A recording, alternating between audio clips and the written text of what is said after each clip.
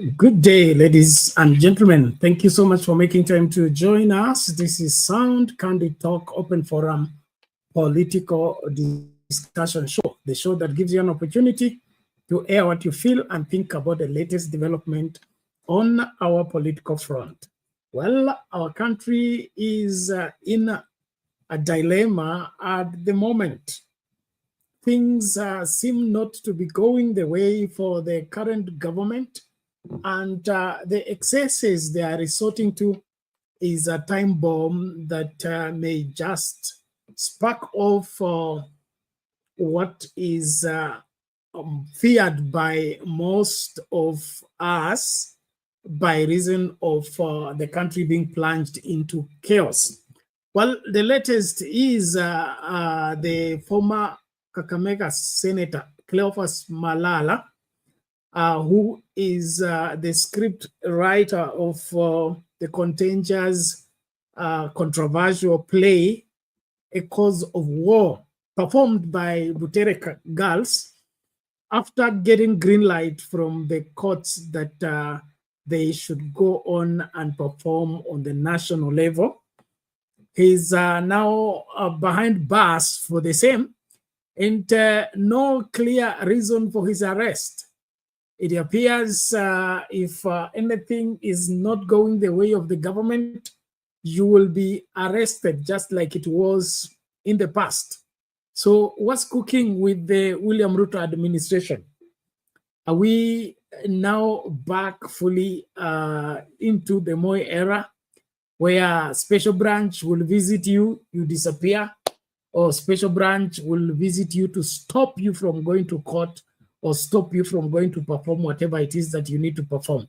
What's going on in our country? And is that the only way to deal with such? If the play was that problematic, why was it left to come to the national level? It would have been, denied towards the initial stages, because for the girls to win at the local level, win at the county level, and now they're going to the national level, and then you begin to bring about, stopping them from performing, I think is either a government that is asleep, or somebody just want to frustrate the efforts of Kenyans in their pursuit for having a better country, and a better country that is governed rightly. It appears from all indications that William Ruto and his options are becoming narrower and narrower with every passing day, to say the least. And it seems that he's now resorting to the crude ways of old time in his attempt to keep afloat. But his ship seems to be sinking, and sinking fast. What must William Ruto do to save himself? And is there a way for him to escape this? Well, we can see that from just the recent history. Appreciate all of you that are joining from wherever you are. Please, let's be on the forefront in ensuring that we invite many to join. Now, from just the recent history, the head of NIS speaking about banning the slogan "Ruto must go," the CDF, the head of the defense forces, pronouncing himself on the same. These are signals of a panicked administration that is now resorting to the arm of, using force to stay in power. Now, will this work?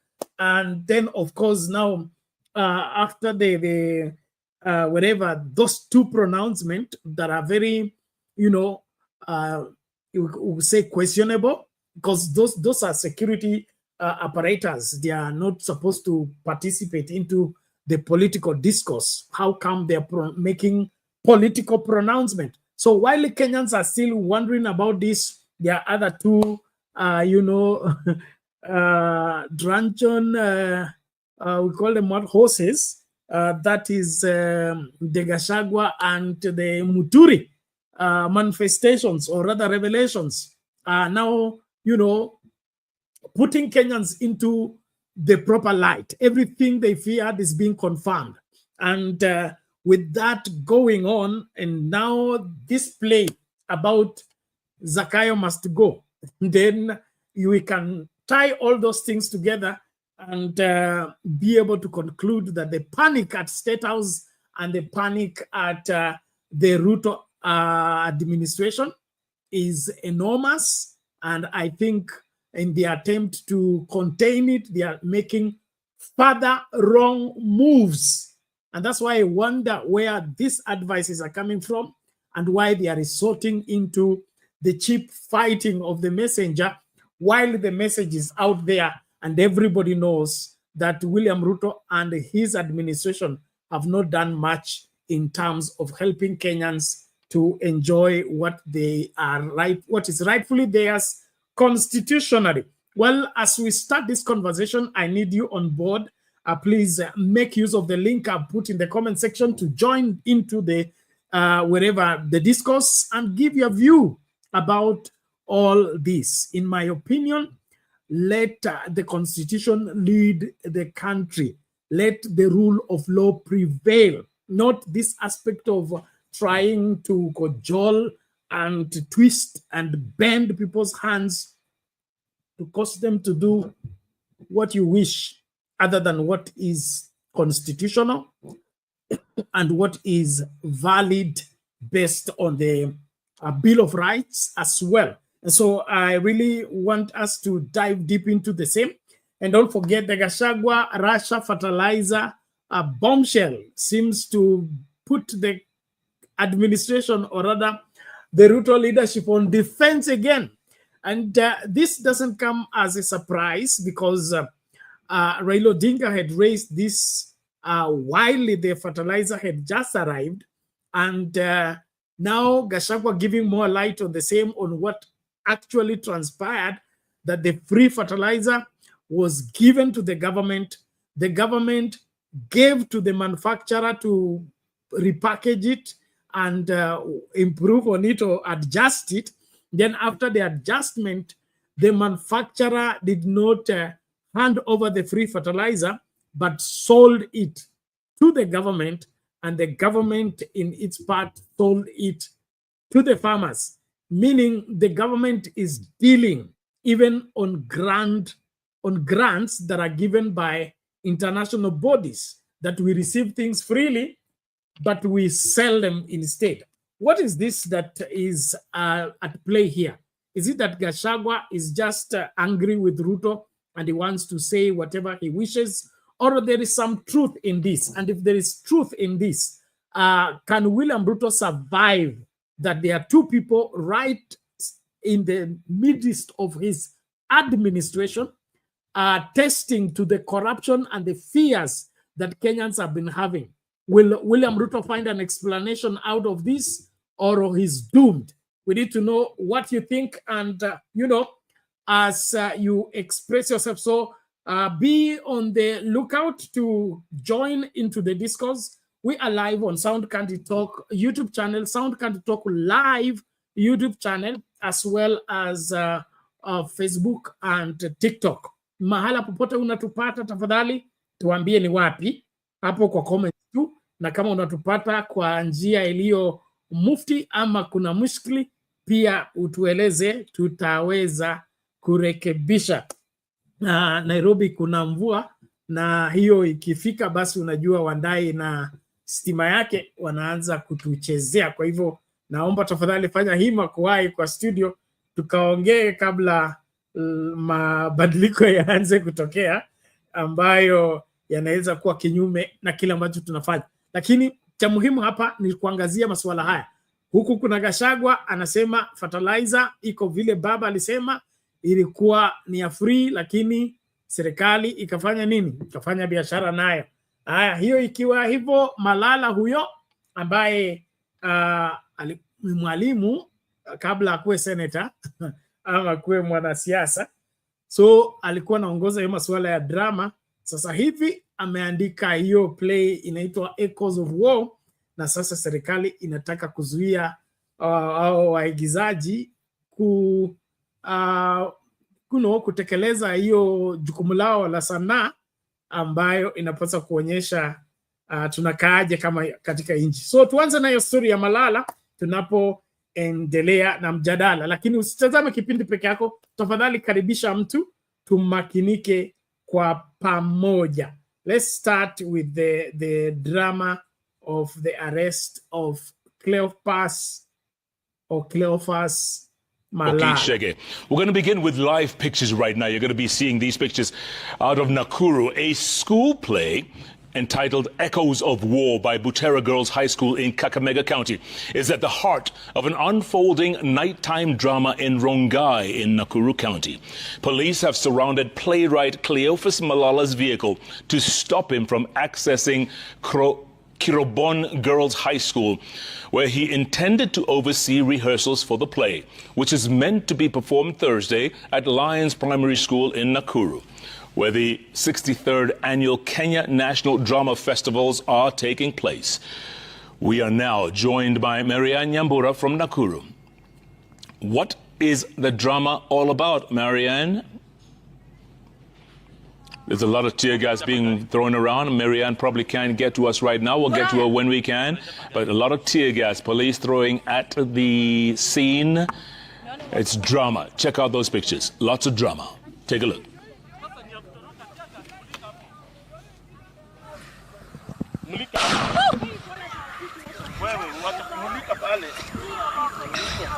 Asiba.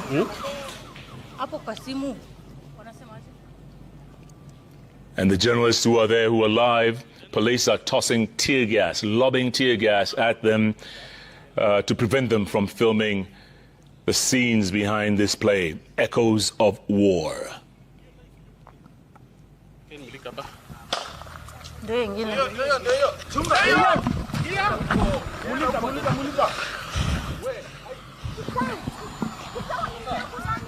Narrate. A very good evening, Jeff. Well, indeed, what is happening right now is that police officers here in Kirobon, Rongai Sub-County, Nakuru, are actually throwing tear gas canisters towards us as journalists. Well, what transpired is that Cleopas Malala, who's the former Kakamega senator, as well as former SG UDA, is the scriptwriter for a certain play, Echoes of War, that was controversially dropped, actually. Marianne, it looks like Marianne is right in the middle of that tear gas incident. And Marianne, if you can hear me, please stay safe. Please stay safe and get away from that mess. We need you to be safe out there. We don't want any heroes. See the live scenes right there at Kirobon in Nakuru County. Police still lobbing tear gas at journalists, no less, preventing them from reporting this very important story. 3 journalists assaulted. Seriously. 3 journalists assaulted.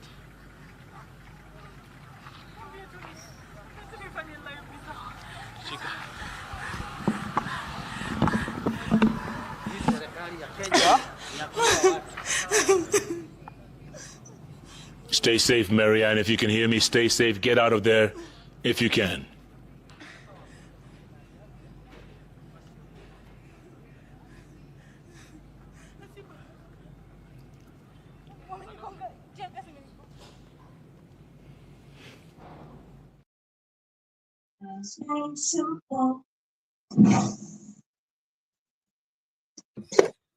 Well, ladies and gentlemen, that is it from Nakuru, where there is all manner of drama opening up. This is a secondary school, or it's a national drama festival, and it all involves students and their teachers. So why should you take the whole army there in the pretext that you want to prevent a play from being performed at the national level?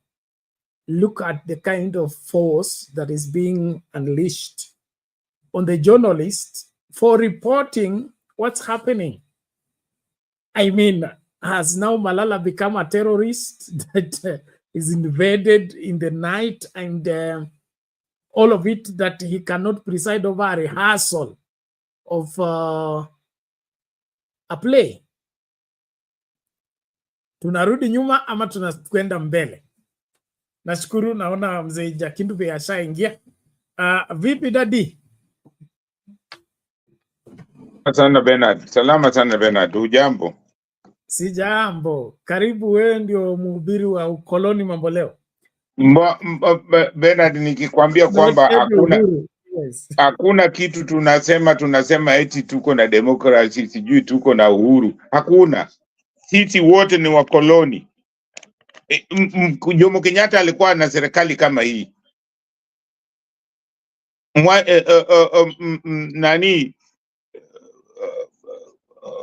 Moi alikuwa na serikali kama hii tu, alikuwa anafanyia watu hivi.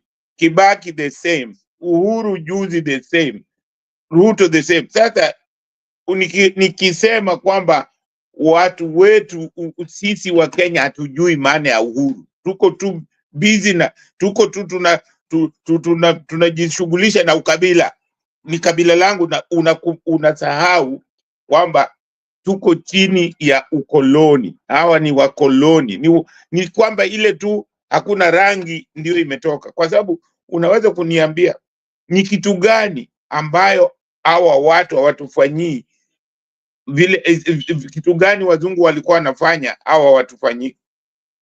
Mtu aniambie ni kitu gani? Mzungu alikuwa anatukataza kufanya chochote kile, tukitaka kufanya hata mchezo au nini alikuwa anatukataza. Sasa kwa mfano, hiyo mchezo wa kuigiza unakatazaje mtu? Unakataza mtu namna gani kufanya mchezo wa kuigiza? Kwa sababu ni kitu tu anaigiza, na hizo michezo huwa zinafunza watu aidha kutobagua au kutokuwa na tabia mbaya. Hiyo ndio maana kitu kama hiyo ipo.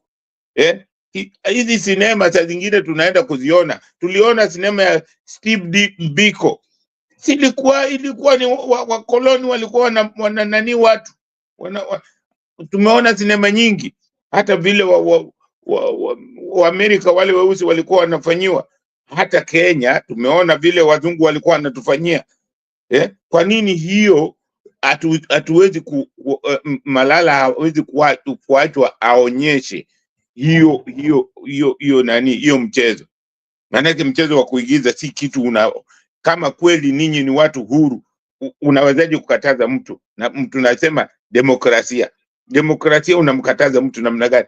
Kitu kama hiyo inaweza wa edit. Kama wangesema sehemu hii hatutaki, waende pale waseme Malala, sehemu hii ndio hatutaki, sehemu hii tunaona labda inaweza kuleta. Hiyo ndio kitu ya maana, yani kumwambia yule kitu ambacho labda inaweza kuleta shauku au labda haitafaa kwa watoto au kwa watu. Lakini huwezi kuchukua tear gas unaenda huko na bunduki, unaenda na ni mchezo ambao inaigizwa na watoto. Sasa maana yake ni nini? Sasa ndio maana nasema Bernard, sisi kusema kweli, ukiangalia zile vitu wazungu walikuwa wanatufanyia bado zinafanywa mpaka leo. Sasa hiyo uhuru na hiyo demokrasia tunasema iko wapi? Iko wapi? Kila siku Raila amewaambia watokeni kwa hii mambo ya upuzi. Watu hawaelewi, wanaona Raila kama ndio mbaya. Raila akisema okay, wacha nifuate huyo mtu ambaye mnasema ni nani, wanasema tena mbaya. Sasa hizi mambo za fertilizer ambazo mnasema, hiyo mambo ya fertilizer, hata Malala, hawa kina Malala wenyewe ndio walikuwa na support UDA. Hawa DCA alikuwa secretary wa UDA. So inakuwaje leo hiyo UDA imemgeuka? Walikuwa wanasema hao ndio watu wenye demokrasia, wataleta maendeleo. Iko wapi? Iko wapi hiyo maendeleo? Hiyo maendeleo ndio hiyo matiagas. Kwa sababu Bernard, teargas inatakiwa iwe ni mwiko, iwe ni kitu ambayo tunasema mwiko kufuatilia Waafrika wenzako, Wakenya wenzako, kwa sababu hizi ni silaha ambazo wazungu walikuwa wanatuua nazo, walikuwa wanatudhulumu nazo. Sasa sisi tunakuaje tena hayo mambo tunarudi tunadhulumu nayo wenzetu?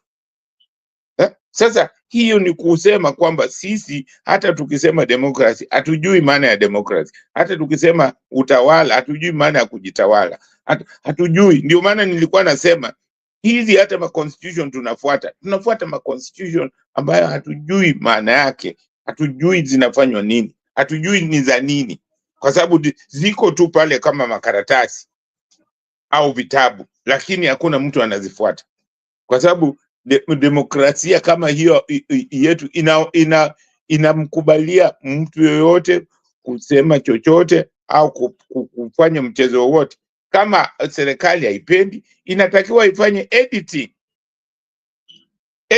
Ndio maana iko kile inaitwa editing. Mnaweza kuedit mnani sehemu zingine, mseme hii sio nzuri, hii na huyo mtu, hata kama unaandika vitabu, hata kama unaandika habari za magazeti, huwa kuna editors ambao wataziangalia waone hii si nzuri, hii si nzuri, hii si nzuri. So hawa kina Malala walichagua hiyo serikali na yeye alikuwa secretary. Leo sasa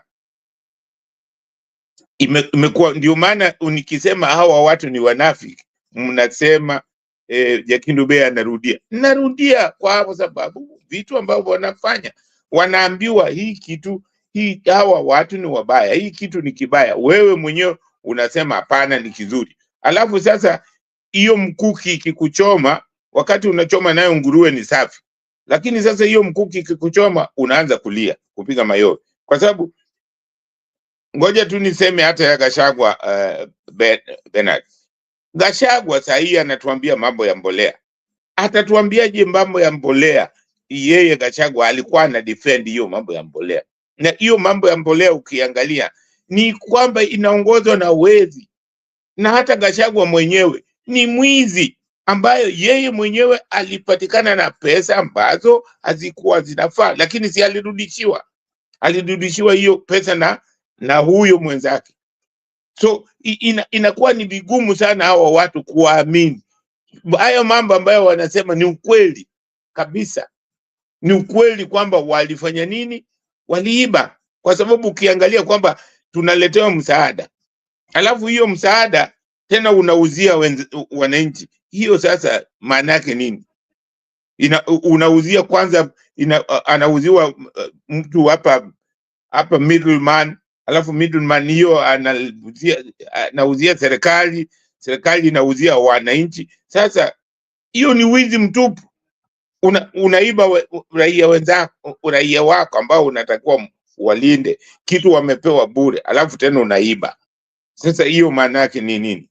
So hawa watu wote, hata saa zingine nikiangalia watu vile wanamfuata Gachagua, naona sisi wa Kenya kwa kweli hatuelewi, kwa sababu huyu ni mwizi kama Ruto. Hiyo wote ni sehemu moja. So anaposema namna hiyo, inatakiwa watuambie hizo vitu, tufanye uchunguzi, tujue hizo vitu nani aliuziwa na hizo pesa ziko wapi. Hiyo ndio kitu itakuwa muhimu. Asante sana Bernard. Okay, thank you Jakindu Bey. We appreciate a good start indeed, and raising questions that Kenyans must respond to.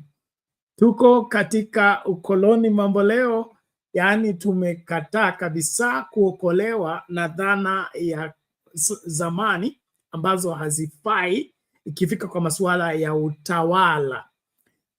Badala tuongoze nchi, tumekuwa watu wa kukandamiza wenzetu na kuwadunisha ili tuendelee kuwatawala.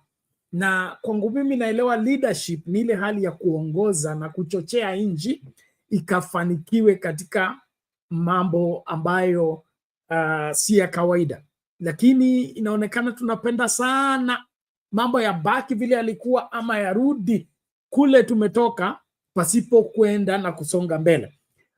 Being criticized and being pointed out when you are doing what is wrong, that should be an advantage and not a disadvantage. And now this application of force to try and mold people in a particular way of thinking and in a particular way of operation, in my opinion, is uncalled for. It is a manifestation of the incompetence of William Ruto, that he is unable to govern the country. He's unable to carry all Kenyans along. He's unable to help the country move forward. And therefore, he's busy dragging it to go backward where we have been. And I think Kenyans will not have any of it. And as things look, there is still much more that needs to be done in terms of proving Kenyans otherwise on the matters of the competence of William Ruto and his ability to respond to what bedevils this country. Look at what he's been wasting money over. We have wasted a lot of money on hunting down the bloggers and the social media people who are criticizing the government. For that abduction squad and the chasing after these individuals, abducting them, keeping them incognito and all that, it is all money being spent. And then, of course, the PR that is forever operating, running around with 20 choppers, going to launch something for 2 million and things like that. So this mess we are in, it is self-inflicted in the sense that it is William Ruto causing the problem, and it is William Ruto pretending to be solving the problem. And in the process, he's lying with everything that he has and everything that he is. In my opinion, as Kenyans, we need to wake up and begin to tell each other the truth. What William Ruto is doing is unconstitutional, unacceptable, and people should rise up and tell him no.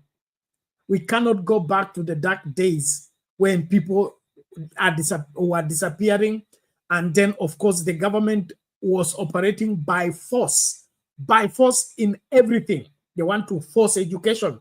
They want to force healthcare. They want to force fear. They want to force respect. They want to force honor. That is not how the government and the countries are governed today.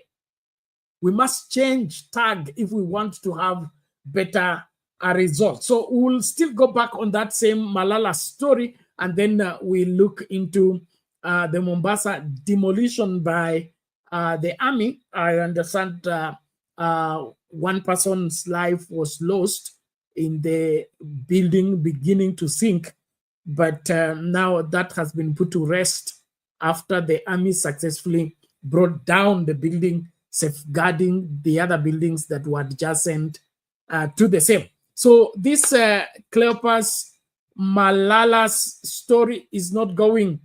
Let's hear it from the other version, and then we dive into the history of this and how we can combat it successfully.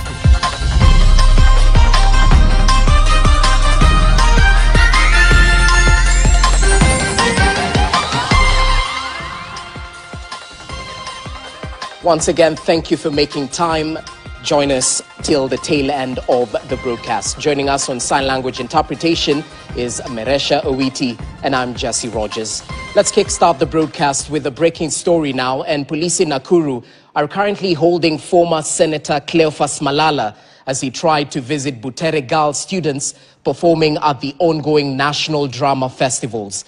Cleopas Malala has found himself at the center of a row over a play he allegedly scripted for the girls' school. For details about this, let's link up with our reporter in Nakuru, Ken Gashohi. Gashuhi, good evening. What exactly has transpired? Is Cleopas Malala under arrest? And if so, what charges is he facing? Well, it's not even a good evening here in Nakuru County because the police have tried to arrest former senator for Kakamega County, Cleopas Malala. But at the moment where we are camping, Mr. Malala is inside this vehicle here, but he has locked himself up after the police tried to arrest him. But at the moment we have police officers trying to harass us. My camera person, Peter Kimani, has been assaulted. I have been tear gassed. I had to rush and try to rescue some of my colleagues, and the police have just retreated just a few seconds away when they realized that we had started this live broadcast. All this is coming courtesy of the Echoes of War play that was to be staged tomorrow in the Kenya National Drama Festivals that are being held here in Nakuru. The Echoes of War is a controversial play that was written by former Senator Cleopas Malala. At the moment, Mr. Malala is here. He was trying to access Kirobon Girls High School here, where the students from Butere High School were trying. Here is the tear gas. Move. Songeni, guys. Just watch out. Sorry for that. This is what is happening actually here, but we are still watching out to see. Watch out. All right, that's our Nakuru reporter, Ken Gashuhi, who is in the thick of it as drama is escalating, as the former Senator Cleopas Malala is trying to access the Butere Girl students who are set to perform the controversial Echoes of War play tomorrow at the Nakuru Drama Festivals. Of course, the jury's out on whether this move by the government to try and stop the play is retrogressive, but as members of the Fourth Estate, we are laboring to ensure you're up to date with what exactly is transpiring in Nakuru ahead of that play that is scheduled to go to stage tomorrow. Gashuhi, kindly stay safe. Let's just listen in to the drama that is ensuing at that particular area.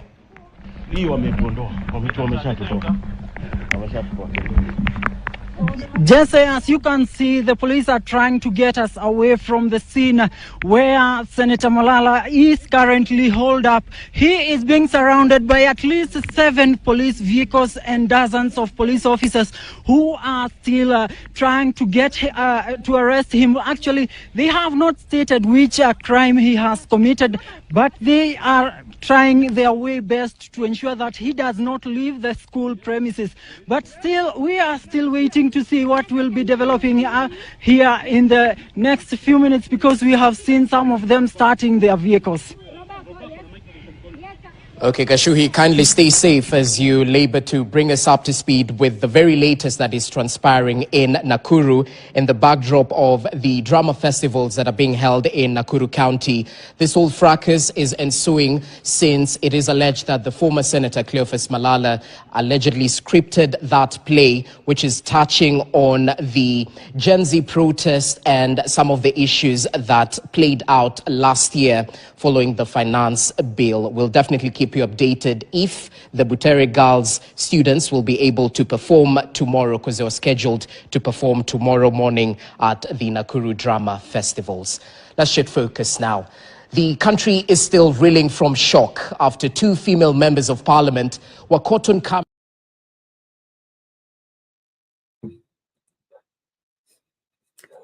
Okay, ladies and gentlemen, that is it. We are back into the dark days where nothing that the government does not approve will go unnoticed.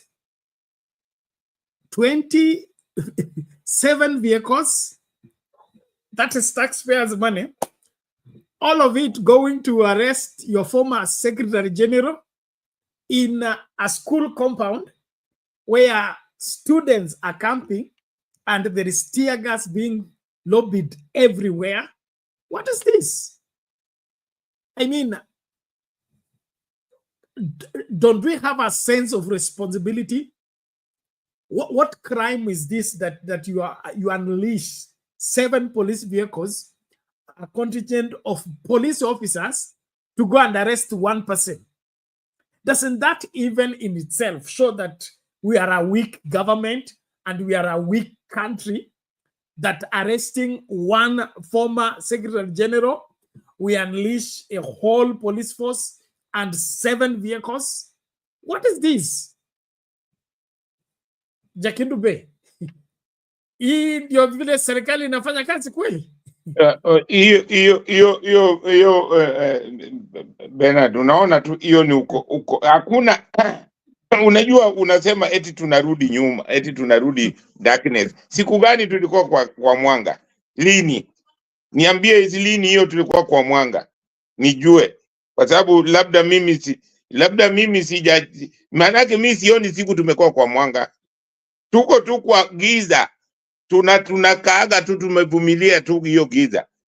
Tuko wapi hiyo mwanga? Tunajaribu kuzungumza tu. Mtu ambaye anaweza kujaribu mimi nawasemaga mtu ambaye huwa anajaribu kuzungumza uko ila tu, hao watu wengine wote hakuna. Na kwa sababu tunaongozwa na wale watu ambao ni wakoloni, watu ambao hawataki watu. Angalia, Kenyatta alikuwa ni mkoloni,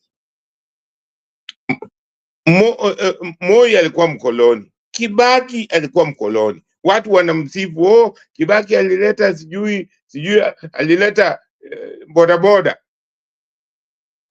alileta, alafu alifanya nini? Alikuwa mkoloni tu. Aliua watu wangapi walikufa katika wakati wa utawala wake? Aliiba uchaguzi, kama kila mtu anaona ulimwengu mzima. Aliapishwa usiku.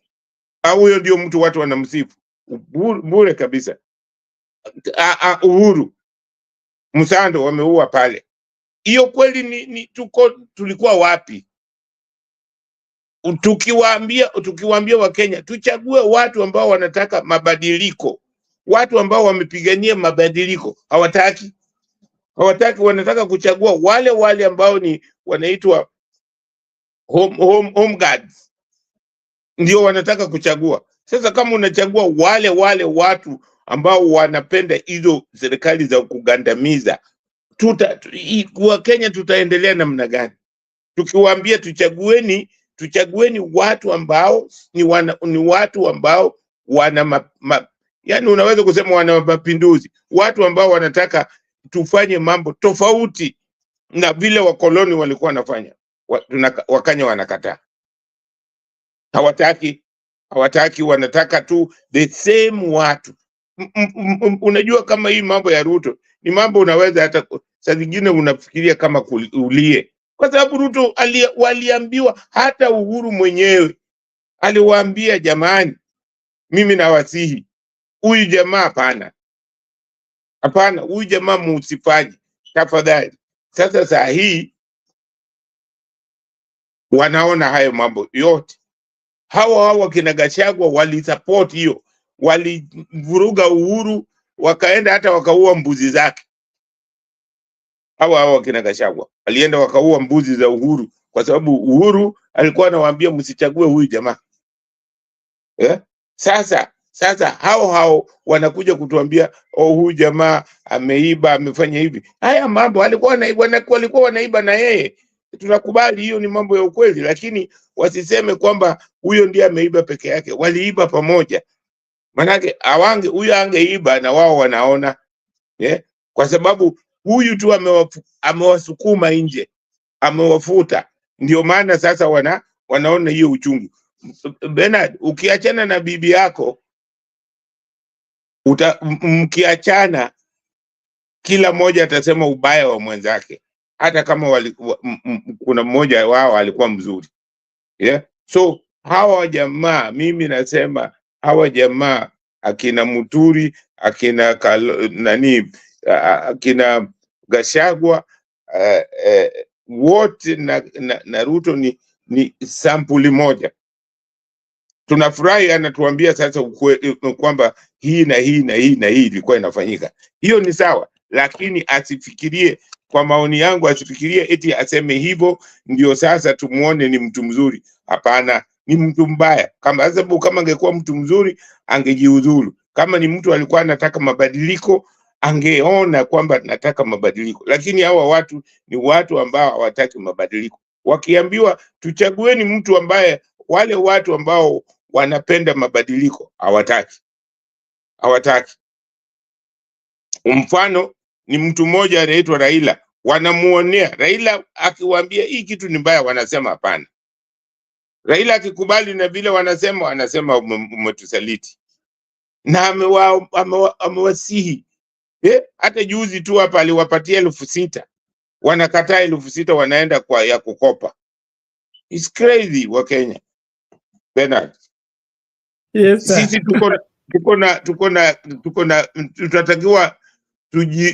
tunatakiwa tuokoke, tuombe, tuende kanisani, tutubu dhambi zetu, ndio nchi yetu iendelee. Tuache tujue kwamba hakuna siku moja tumekuwa katika hali ya mwangaza. Tumekuwa tu kwa giza, kwa sababu tumekuwa tunatawaliwa na wakoloni. Asante Bernard. Asante Jakindube.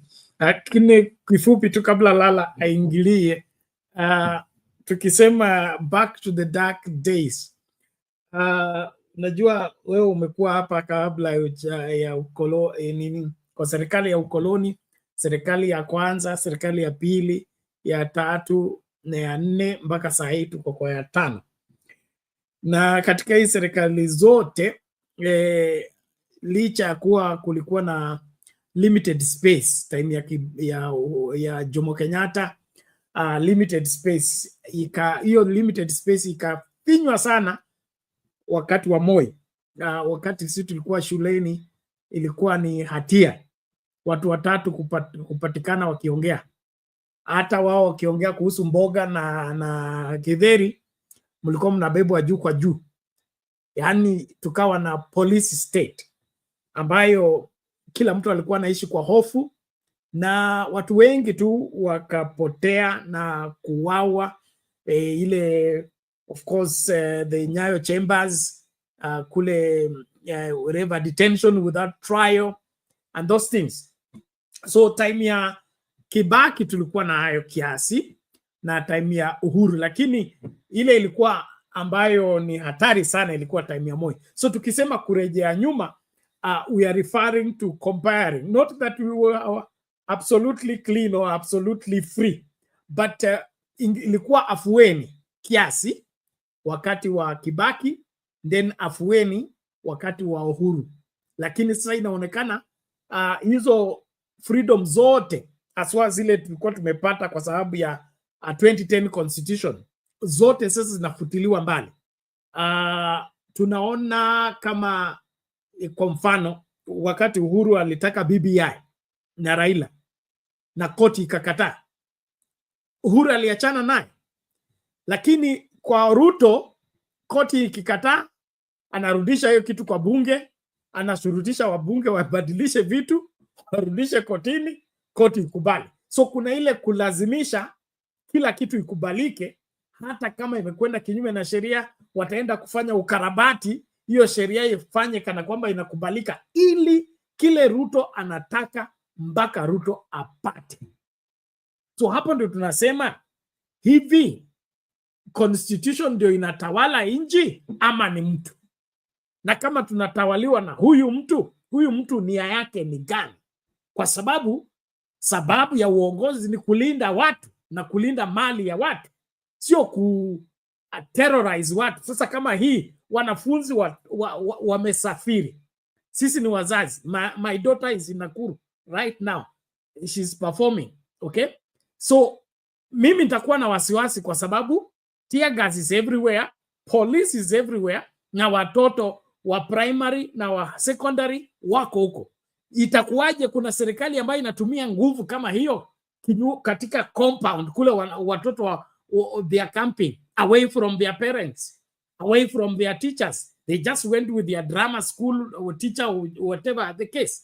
So hivi ndio utawala ambao unafaa, ama ni vile kuna ile inaitwa nini, wasiwasi ya serikali? Kwa sababu hatuwezi kufanya vitu kama hivi kama hatuogopi. ama tuko na wasiwasi kwamba tukiachilia mambo yaende hivi tutatimuliwa? Wewe unaonaje kwa dakika moja, alafu mlete Lala, sio Malala? Asante Bernard. Mimi nataka kukwambia hivi, wakati wa Kenyatta tulikuwa hatukuwa na mahali pa kupumzi ilikuwa hakuna. Watu wengi sana waliuawa ambao walikuwa wanajaribu kusema hapana, au walikimbia. Wengi walikimbia. Wakati huo kitu tu ilikuwa nzuri ni kwamba kazi zilikuwa bado ziko nyingi. Mtu ukija unapata kazi, lakini hungeweza kusema. Kama ulijaribu tu kusema unapotea. Ninaweza kukwambia Kungu Karuma alipotea kwa sababu alisema. Akina watu wengi, akina Kagia alinyamazishwa completely. Akina Gama Pinto alijaribu kuzungumza, alikula risasi. Ukilikuwa ukijaribu, akina Mboya walikuwa wanaonekana walikula risasi. JM aliwaambia aliwako wapi? Ilikuwa ni wakati wa giza. Sasa kama hao wameshakula risasi, ninyi wote mnanyamaza. Wakati wa Moi ilionekana kwa sababu watu walianza kufanya nini? Kuchoka na hii maonevu. Watu walishakuwa wameanza kuchoka, na watu wengi kiasi walishakuwa wanajua kwamba bado tunafinywa, tumefinywa zaidi. Ndio maana wakati wa Moi ilionekana kwamba kuna nani. Na wakati wa Kibaki mnaweza kusema kulionekana kwamba kuna nafasi, kwa sababu katika hiyo serikali walikuwa wawili, na hata katika hiyo serikali kulikuwa na mtu ambaye anataka mabadiliko, ambaye alikuwa ni Raila na Kibaki. Kwa hiyo wakati huo mtu angeweza kuzungumza. Lakini unakumbuka wakati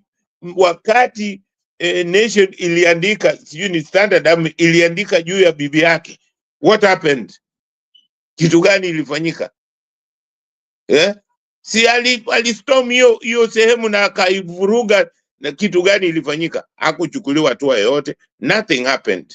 So hakuna siku tumekuwa katika hali ya nini ya kusema ati sasa imefanyika hivi. Wakati wa BBI ni kwa sababu Uhuru walikuwa na Raila, na Raila hangekubali kufanyika. Maana yake Raila ni mtu anataka mabadiliko, haungekubali kitu ifanywe kwa nguvu, kwa sababu ingekuwa hakuna maana ile kitu anapigania kwamba tuwe huru.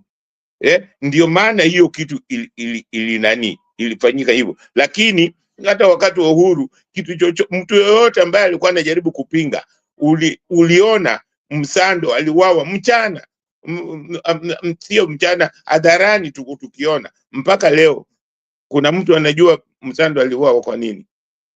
Hakuna. Kuna investigation imefanywa? Hakuna.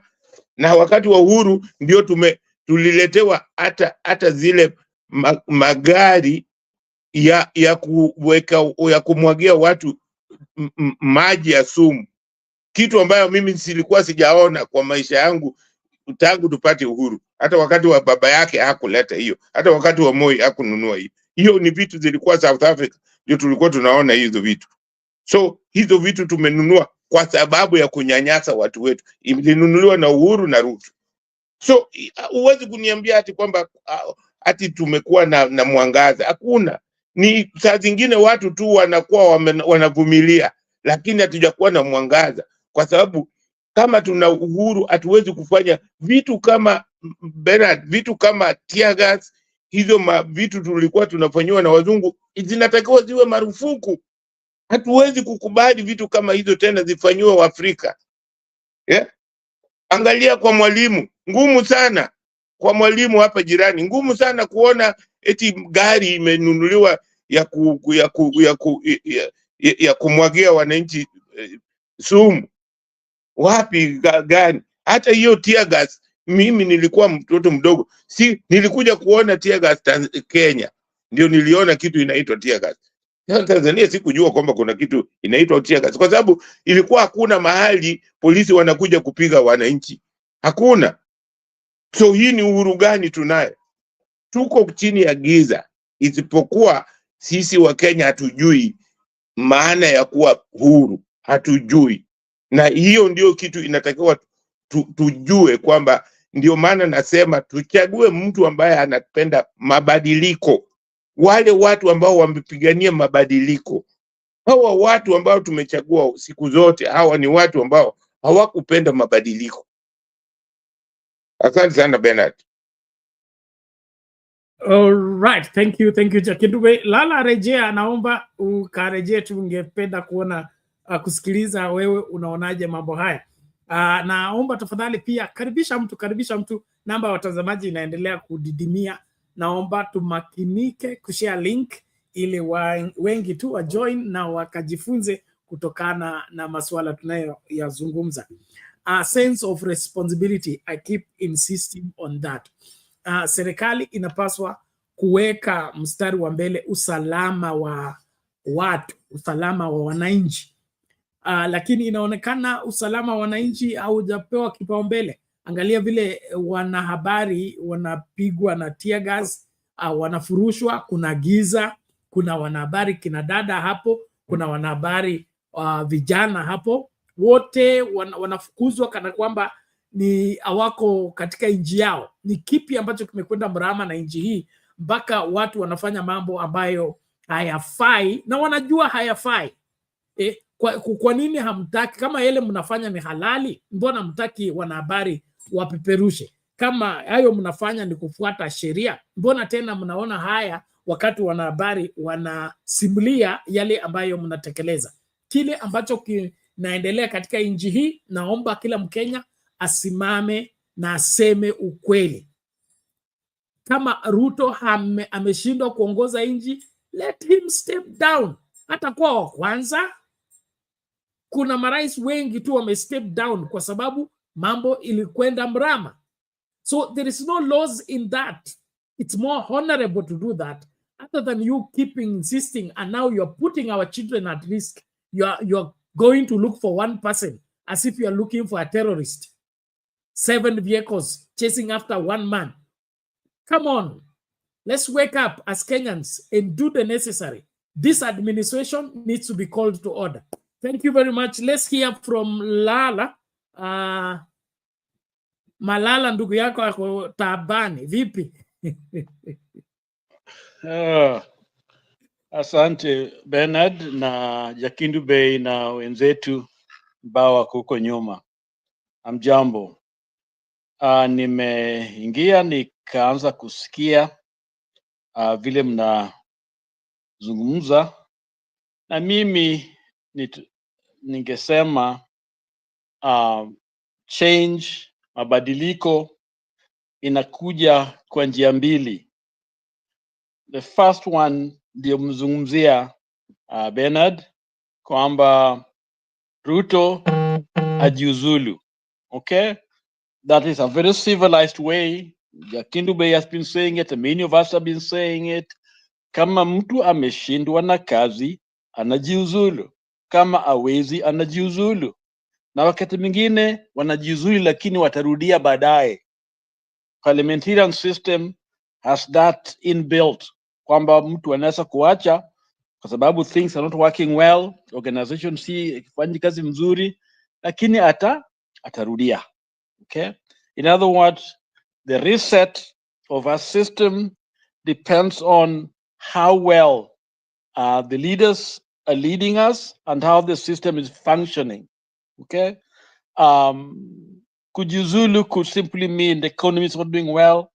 Alafu nasema, I thought was able to revive this economy, but based on vile naona where things are, najiuzulu. Okay? It could be a scandal. Something has happened, and based on that scandal, unajiuzulu. The second one, kuleta mabadiliko ni sisi wenyewe kama wananchi. And we see it happening around the globe. Watu wanasema, this guy is not doing a good job, a vote of no confidence. And usually when you see a leader, resigning or stepping away, they know that vote is coming their way. So to save the face, wanna resign because people have resolved to do it. But to me, our focus is on Ruto must resign, but there is nothing to make sure that is pushed over. So it's taking advantage of our ignorance, our disorganization, our own guilt, or our own confusion, or our own crime, because all we are looking for is to step on other people. We want something so that somebody else can be suffering. Okay, we don't want it. It's like exams in Kenya. Exams are done to take people out. Okay, some people, in other words, kuna nafasi chache tu, so unataka ku squeeze watu out of those choices because you don't have enough. So they are actually more punitive, yani ku weed out. While where I am, exam is to prove, to help you go forward. Okay, so hapa kwetu Kenya, shida yetu ni kwamba wale ambao ni wakubwa, they know exactly that they are not fighting for the system to be open to everybody, but they are fighting for themselves. So these leaders know. So all they need to do is to give them something, kama kuku ambaye unapatia mahindi kidogo, wanaingia pale, wanaanza kula, then they get trapped. Most of us get trapped because we are so hungry for things. We want to fly in those choppers. We want to get those 8Vs, whatever you call them. They want that power, and that's all they're looking for. So most Kenyans, heaven si mbinguni kule tunaenda huko. Heaven ni hapo parliament, heaven ni hiyo 8V, hapo wamefika kabisa.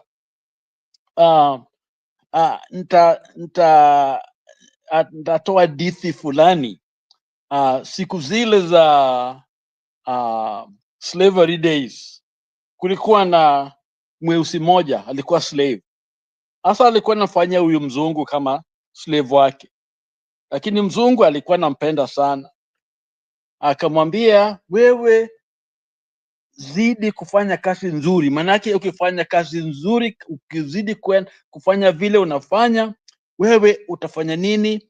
Utazikwa pale ambapo sisi wazungu tunazikwa. Manake huku wanazikwa, kwa Afrika walikuwa kama tu wanatupa mwili huko, lakini kwa wazungu ndio good, with their tombstone and good place and clean. People even go there in the West here. People go in those cemeteries to have their lunch before they go back to work. It's very nice, very decent.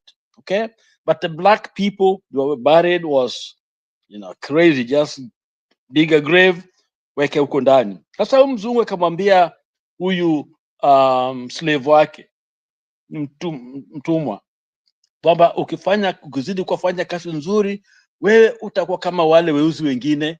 Mwili wako mimi nitafanya hivi izikwe na mimi hapa. Sasa alikuwa nafikiria huyu mweusi atafurahia sana kusikia kwamba yeye atafanya nini, atazikwa pale pazuri, atakuwa na tombstone, jina lake atakuwa atazidi kujulikana, so aendelee kufanya kazi nzuri. Lakini alisema, akajibu mzungu, akamwambia masa, because they can't say master, they used to call it masa. Masa, work, me, do, good. Because couldn't speak good English, so I'll do good job, nitakufanyia kazi nzuri kabisa, lakini kuzikwa, sitaki kuzikwa karibu na wewe. Mzungu akashtuka, utaki kuzikwa na mimi? Unataka kuzikwa kule utakulwa na huko umbwa huko? Akasemwambia, ni kweli kabisa masa, manake mimi mwili yangu sitaki chukuliwe na shetani, manake najua shetani akija, they might mistake your body for mine. they might mistake hiyo mwili yako for mine, alafu wachukue. Manake alikuwa anajua kabisa shetani anakuja vanyi kuchukua mwili ya huyu jamaa ndio mzungu, manake alikuwa cruel. And to me, Kenyans have decided to be buried on one side, and they don't care anything beyond that day. But this slave knew, even though I'm buried on the black side where there's nothing there and it doesn't matter how I'm buried, I know I have a hope and have a future. In other words, he was looking beyond the grave, beyond here. Our people do not look beyond tomorrow. They don't think about our kids. How are they going to be? What kind of world are we living for them? Can we invest into our future? Can we not steal and do the right thing? And so when you look at this Gashaguas and others, they are doing the same thing. In fact, Malala is another interesting one, because just the other day, he was for Ruto number one. He knew exactly these people are not right, but it's as if he had arrived. He has so much power. Alikuwa amefika mbingu, you know. So he was the older people like Baba, the people did not really respect them, Mudavadi and others, alikuwa anajiona kama yeye ndio lawyer kingpin. Alikuwa amefika mbinguni. Okay? But look at what's going on now. He is woken up, coming back to his senses. And by the way, disclaimer, he's a Malala, ni Amlala. Hey, ni Malala, bar Malala. So the point that I'm raising here is that we can't be short-sighted. We can't just look to our own retirement. Let us think about our kids. We don't want them to be starting things over and over again. We know the story is how it's going to end. This one will go this side, that one come this side, and they start fighting here. Why can't we, the citizen, say to ourselves, this country that we love very much cannot be built on lies of Rutos and Gashaguas and these other people and political conmanship that keep going back and forth. There has to be a decision that must be made by all of us to stand together on those ideals that will make us a country that has a future. Because right now, I don't see the future. They don't care about the economy past their pockets. Nobody's thinking about implications of our action at this moment into the future. Hakuna mtu anafikiria hizo. Now, our Chinese, they are making decisions for the next century now. They are building, you know, and every other country in the world that is progressive, that is thinking ahead. Na sisi tunafanya nini? Tunapigania when actually we should have been in a different level. Now honor people like Malala now is in trouble. And he knew some of these things. All of a sudden, everybody's now smart. Ruto is bad. When did he become bad? When must he go? Were they looking for him? Were there some new thing that they've learned now that is different from what they knew? They knew all these things. Yes, Ruto must go. But the reason why it's going is the issue here. Because these guys, all they're looking for is to fill their pockets, to have power, but they don't want that power to for the people. So to me, wananchi, we must, at the end of the day, we must take this power. Let's not move from one cent to the other. Tomorrow we are with this guy, next day we are there. We are just confusing Kenyans, especially some of us who are a little bit enlightened. Or because the more we are dilly-dallying, the more we are doing whatever we are doing, the West and the East are reaping. They're getting those prosperity they have in the West and others. They're from here. I remember during Idi Amin, the coffee boom, Karafu. Uganda was planting coffee, but in the Western Kenya, that's where the money landed. Kids were leaving school because they have so much money. When you don't have peace, even the little you have is taken away. Uganda was depleted. Money was fleeing. And that's what is happening in Kenya leo wakati huu. Unless we stop it. And who can stop it? This is Wananchi. Back to you, Bernard. All right. Thank you, Lala, for that giving. And as we engage, is important that we all take a position that is worthwhile in terms of propelling the country to the right direction. It's no doubt that we have people who are determined to keep this country in the wrong place at all costs. It looks like our army, our police, and all the apparatus of security are not meant to protect the masses, but to protect the ills and the evils of those in power. And that is very disturbing, because I know that with the police, you are under command and you're commanded to do whatever you are required to do, and then you have to do. But that does not necessarily mean that you do everything and you do anything. I think what is being shown here is William Ruto flexing his muscle because he feels threatened by the position Kenyans have taken. There is a video, somebody, I think, if I find it, I'll play it, where somebody in, I think, Vihiga, tried to market to Ruto, and they said because they have been given a sub-county, Ruto is the best, and so we will vote for him in 2027. And it was, I think, a funeral or something like that. And the people protested and said, "You're speaking on behalf of who? who are these people that are going to vote for Ruto?" He says, "You know, you should appreciate the president. He has given us a sub-county and all that." But the mamas and the people in the funeral rioted. They say, "No, with or without the sub-county, Ruto must go."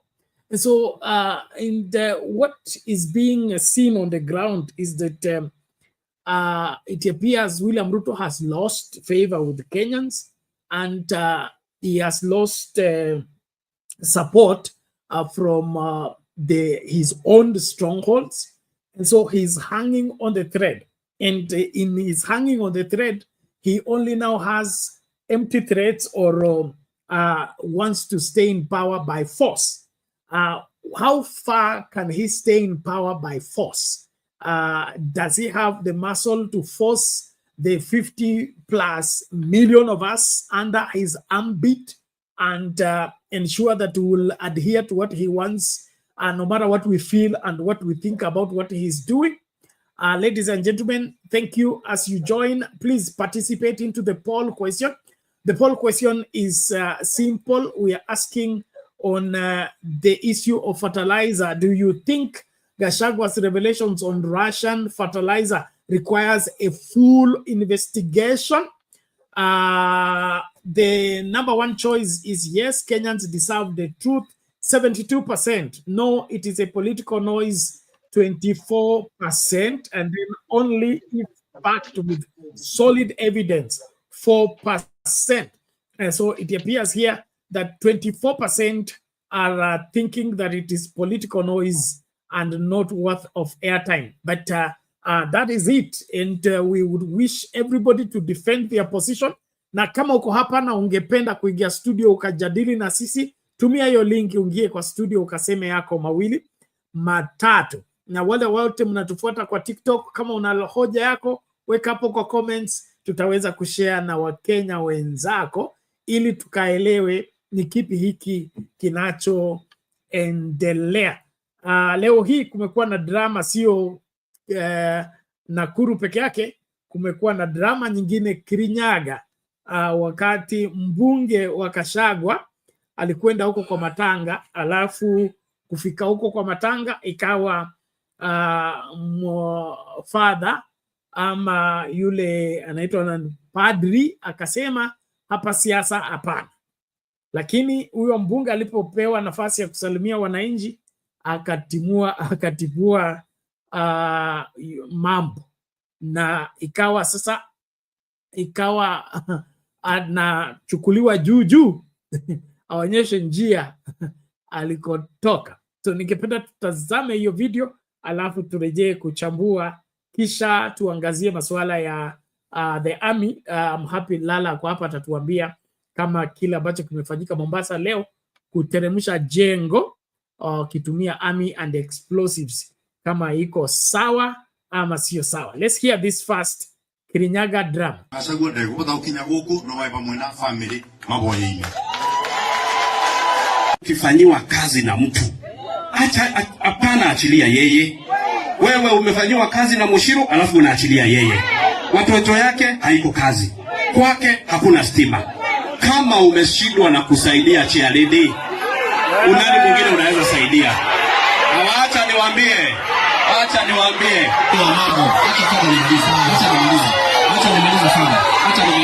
mambo na ile, acha nimalize fadha. Mimi ni wa Madera, hakuna mahali mnaweza nipeleka. Ukweli ni kwamba Rigathi Gachagua hajasaidia huyu mama, na hiyo ndio ukweli. Rigathi Gachagua hajasaidia huyu cheerleader, na kama amesaidia akuje aseme hapa amemsaidia na nini huyu mama, na hajamsaidia na kitu. Na sisi kama watu wa Madera hatuungi Rigathi Gachagua mkono, sababu aliachilia huyu mama, alimtumia akamwachilia.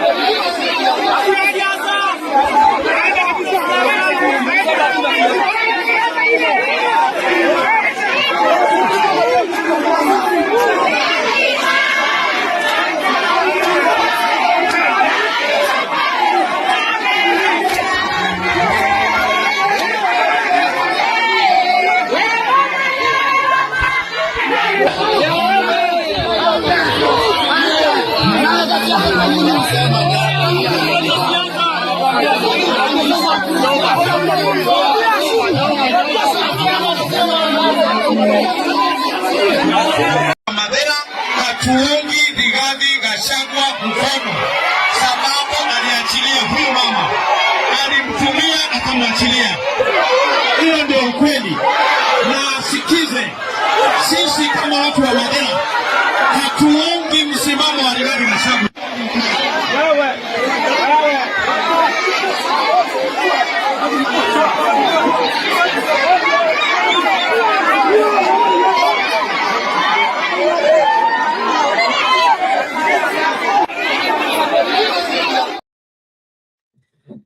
Okay, hayo yote yanaendelea katika mazishi ambako wanasiasa wameona wajibizane katika madai yao, na hiyo kwangu mimi haifai.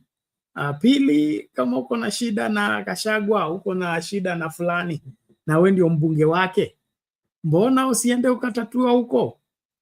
Unaenda kuibua mambo katika mazishi, alafu unahatarisha maisha ya wengi, kwa sababu hapo viti zingeanza kutembea kama ilivyo kawaida. Basi una wamama, kuna wakongwe, kuna watoto, na wote tunahatarisha. Kwa nini? Kuna ile hali ambayo viongozi wetu hawajibiki tena. Wanafikiria uongozi ni kupiga mdomo na kusema yale ambayo unafikiria yanafaa kusema. But everyone needs to weigh on what they are saying. think through before they voice it out, because there are consequences for everything that we say. Lala, you can weigh on that as we change gears. You're talking about bringing down the building in Mombasa?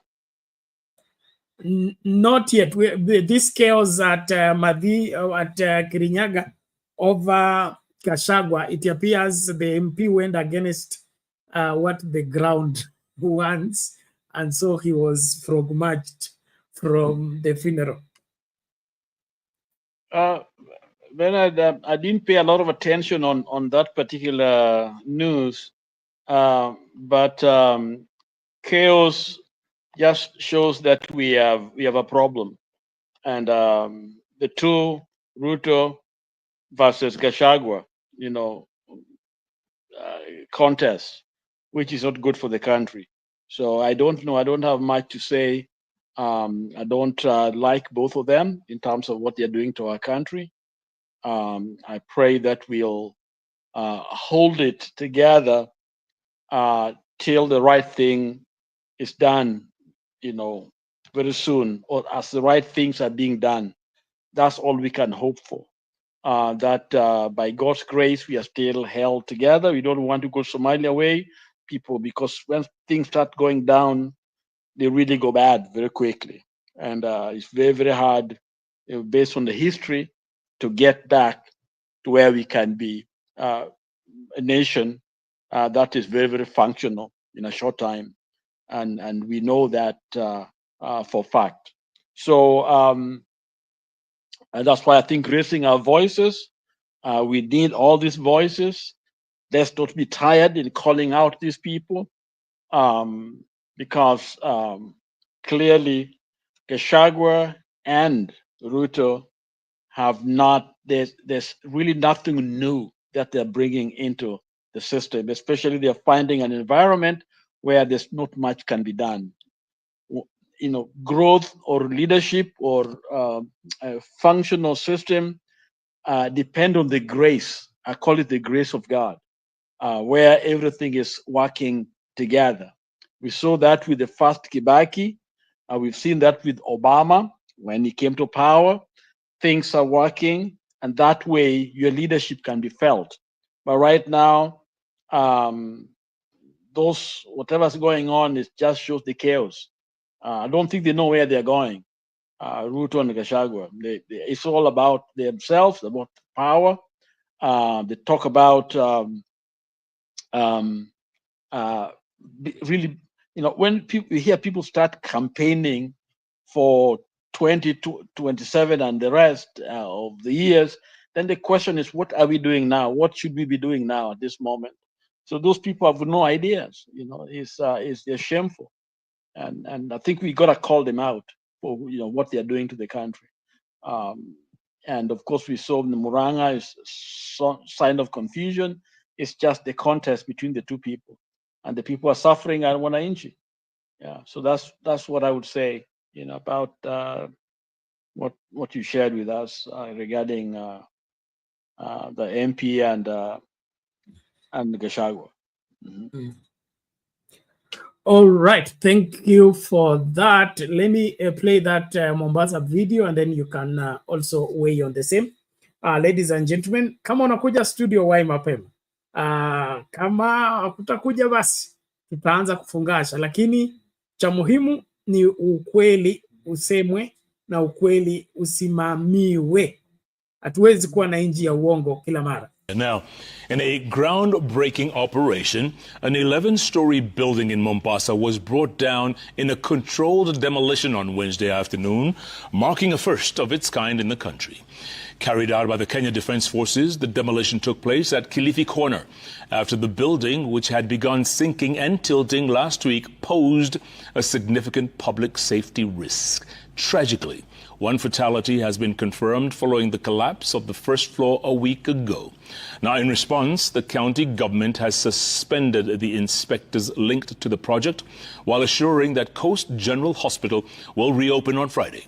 Olive Burrows has the full story of the evacuation, the demolition, and the aftermath.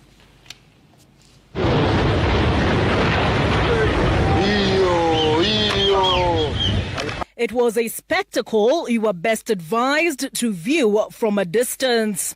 The bringing down of an 11-story building by controlled demolition. In its wake, plumes of smoke up close. There was shattered glass, debris, and a vacuum where it once stood.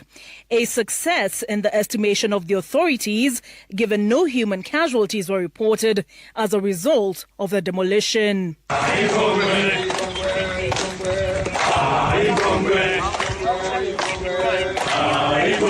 Nyumba ambayo kwamba iliweza kuumia peke yake ni nyumba iliyoweza kugusana. That said, it came at a cost to the residents who were forced to evacuate their homes and abandon their livelihoods. A safety perimeter of 1.2 kilometers having been established and which covered, among other facilities, the Coast General Hospital, Marikiti Market and Nyali Bridge, on which traffic was temporarily disrupted on Wednesday. The demolition was carried out in the interest of preserving human life after the building located at Kilifi Corner in Fayaz estate of Abdel Nasser Road began to sink and tilt a week ago and claimed alive.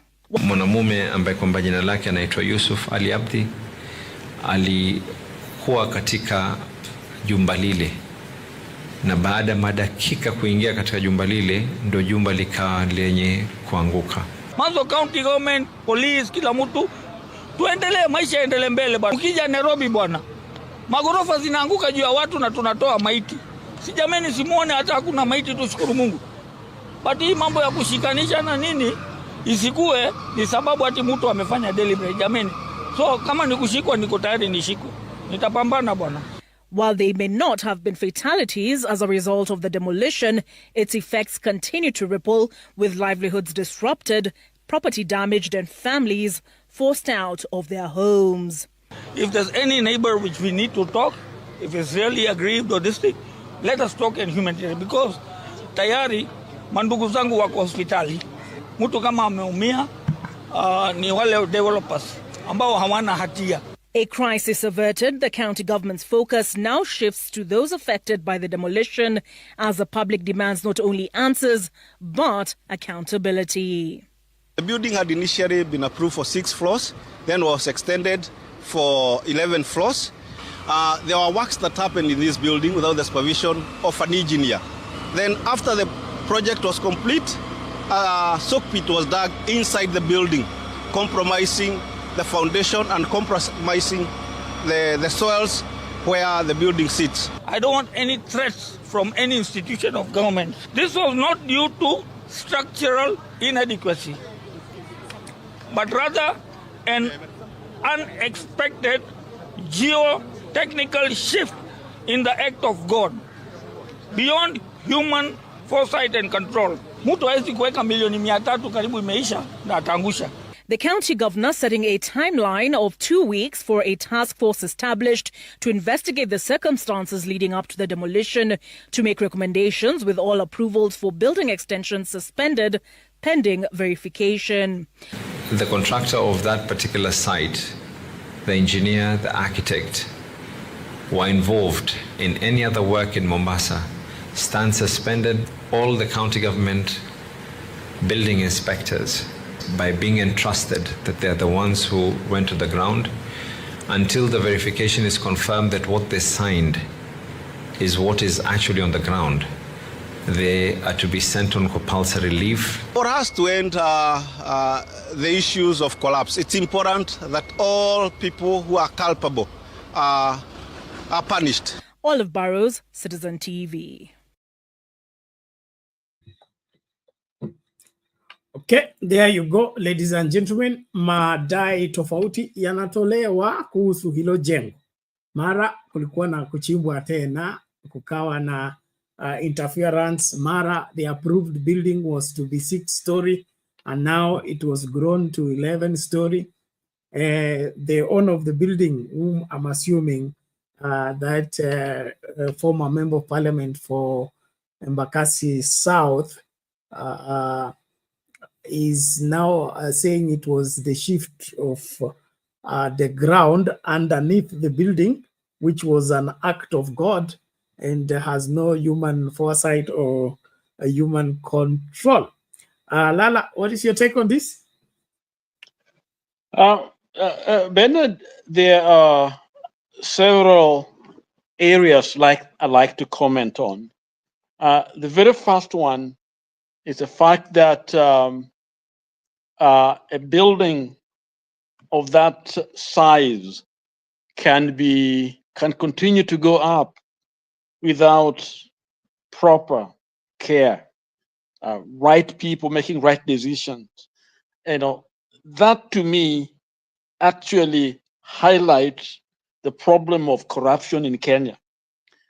In other words, it's not just politics, but it is getting in each and every institution where it's about making money. Build a building quickly and you make money. I lived in Japan and I pray that our engineers should go there. In Japan, a small building takes a lot of time to be built because there is also the earthquakes that are there in that country, and so everything is done to precision. And in fact, I noticed that because I see a building, it takes such a long time till whatever is dry, settled before they make another step. And in the beginning, I thought these guys are just lazy, not building this thing quickly. But I was told because the kind of place, the Japan, they got to building that can withstand the shaking, the earthquake, the tremors, and the rest of it. And you can see them taking one step at a time and doing the right kind of thing. In Kenya, just like the police standing on the roadside to collect money, so the driver has to make a choice. Do I repair my tire? Do I repair something important, or do I give the police?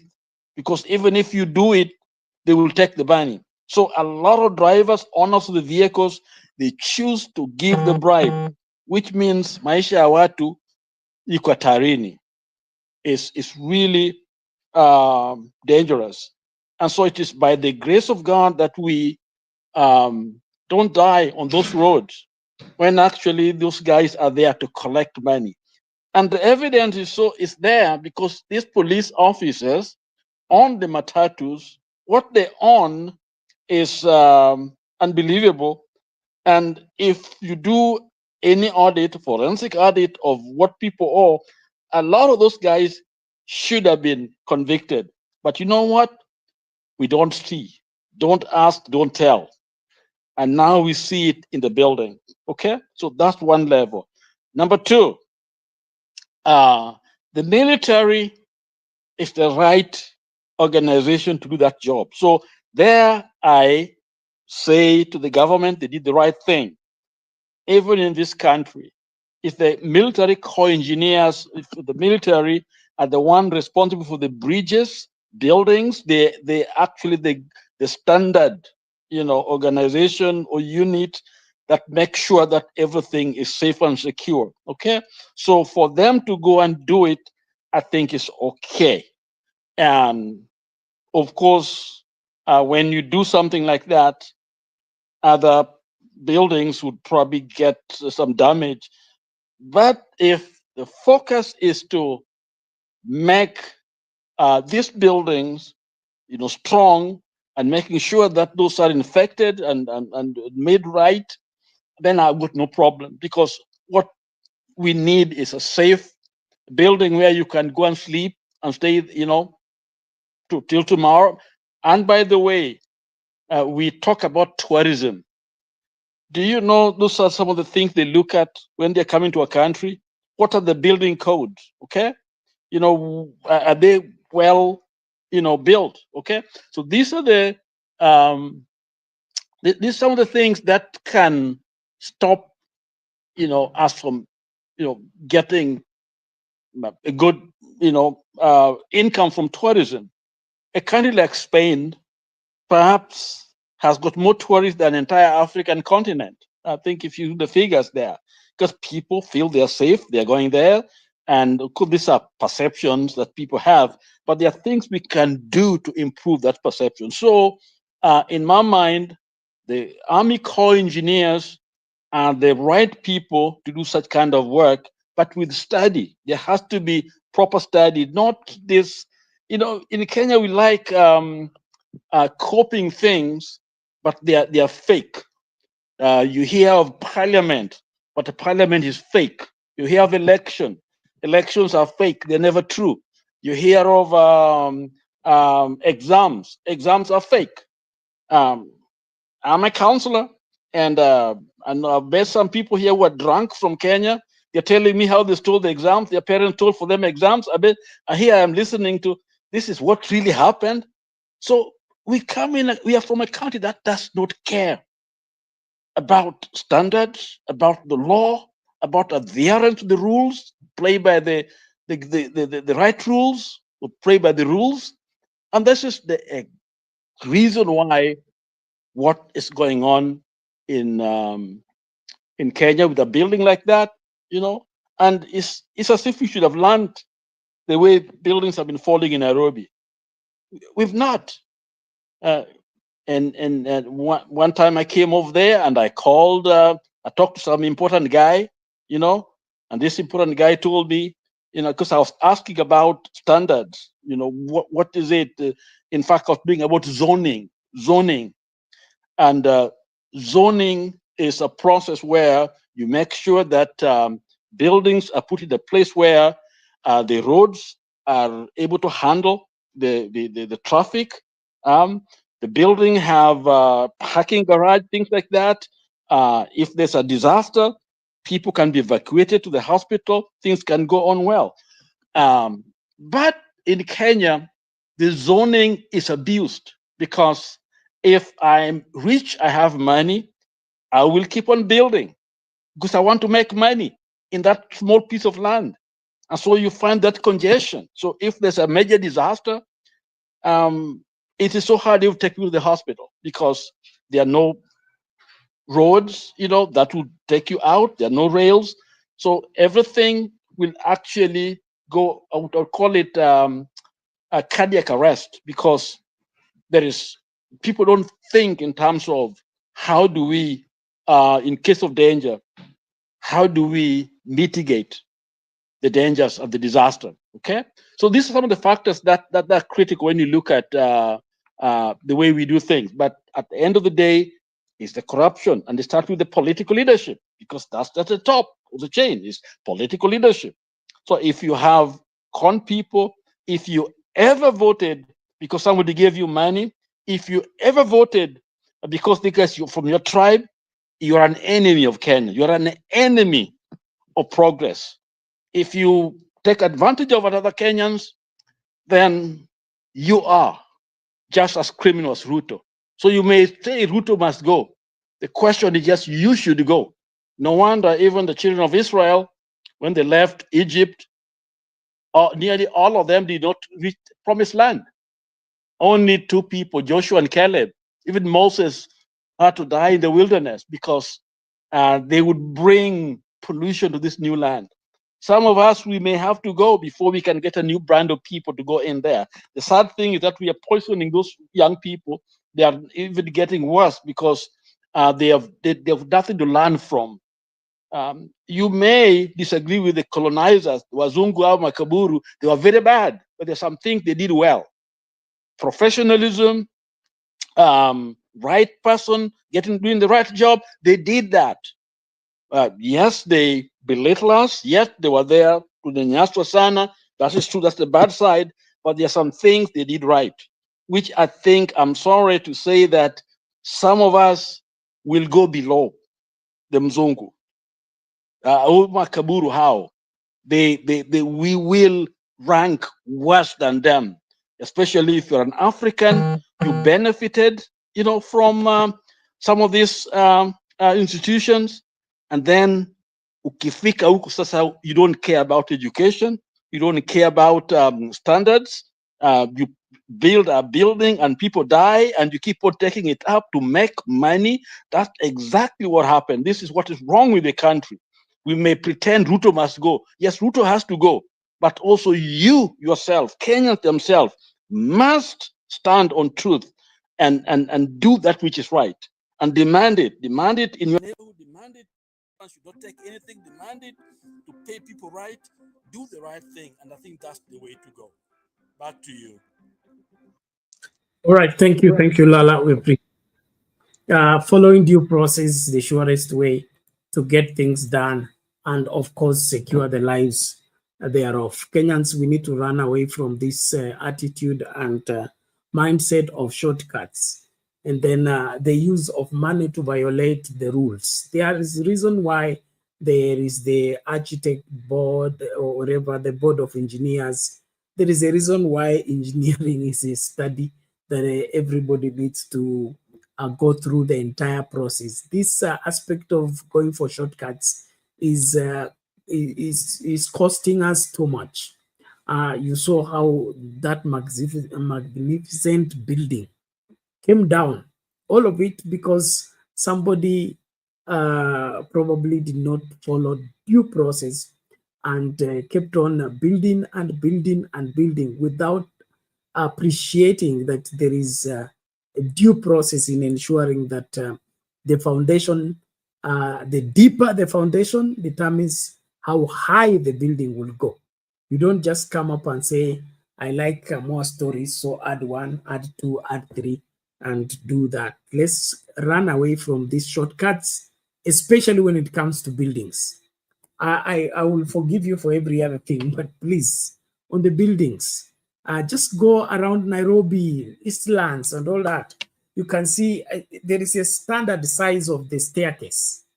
Somebody will just squeeze that staircase and is building a permanent building deliberately when there is a standard size of the staircase. And then he squeezes that thing because he just wants to add a few inches of the rooms, or he wants to multiply the number of rooms per floor.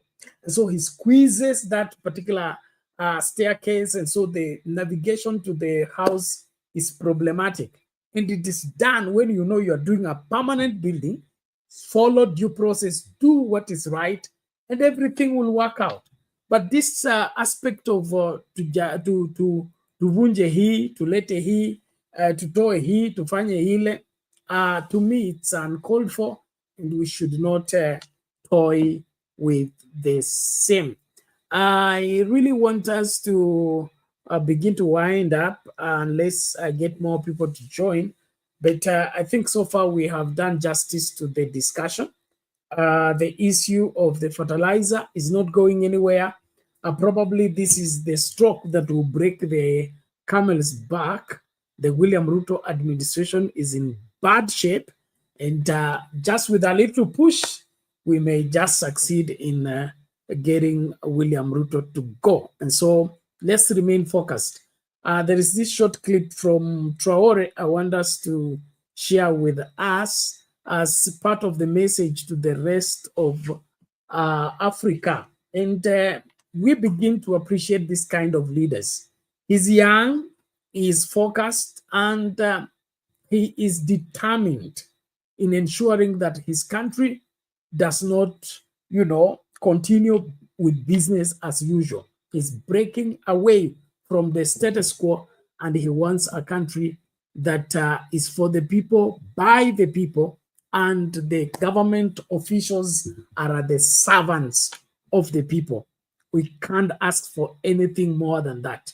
The day we succeed in making all the PSs, all the CSs, all the president and politicians, the servants of the people, will get it right in this country.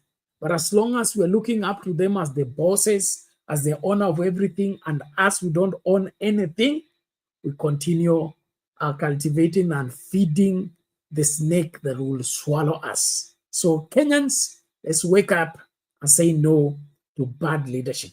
Let's just listen to this clip, and thereafter we'll wind up. They will tell us, Thomas Sankara tried to do it like this, but where is he?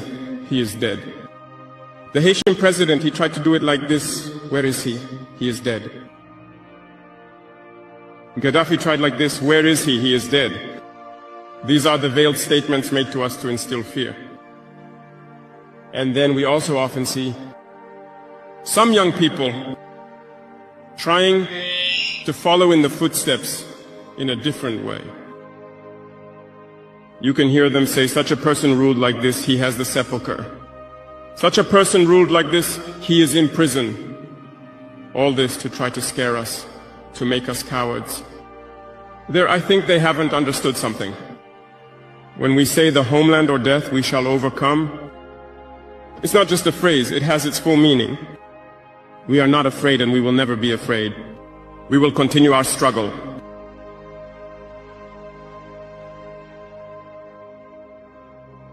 They have undoubtedly and surely scared numerous African heads of state. You often see when we speak or when we have the opportunity to be in certain situations abroad, we often make statements to call on African heads of state to wake up, take care of our youth, to be able to initiate our real development.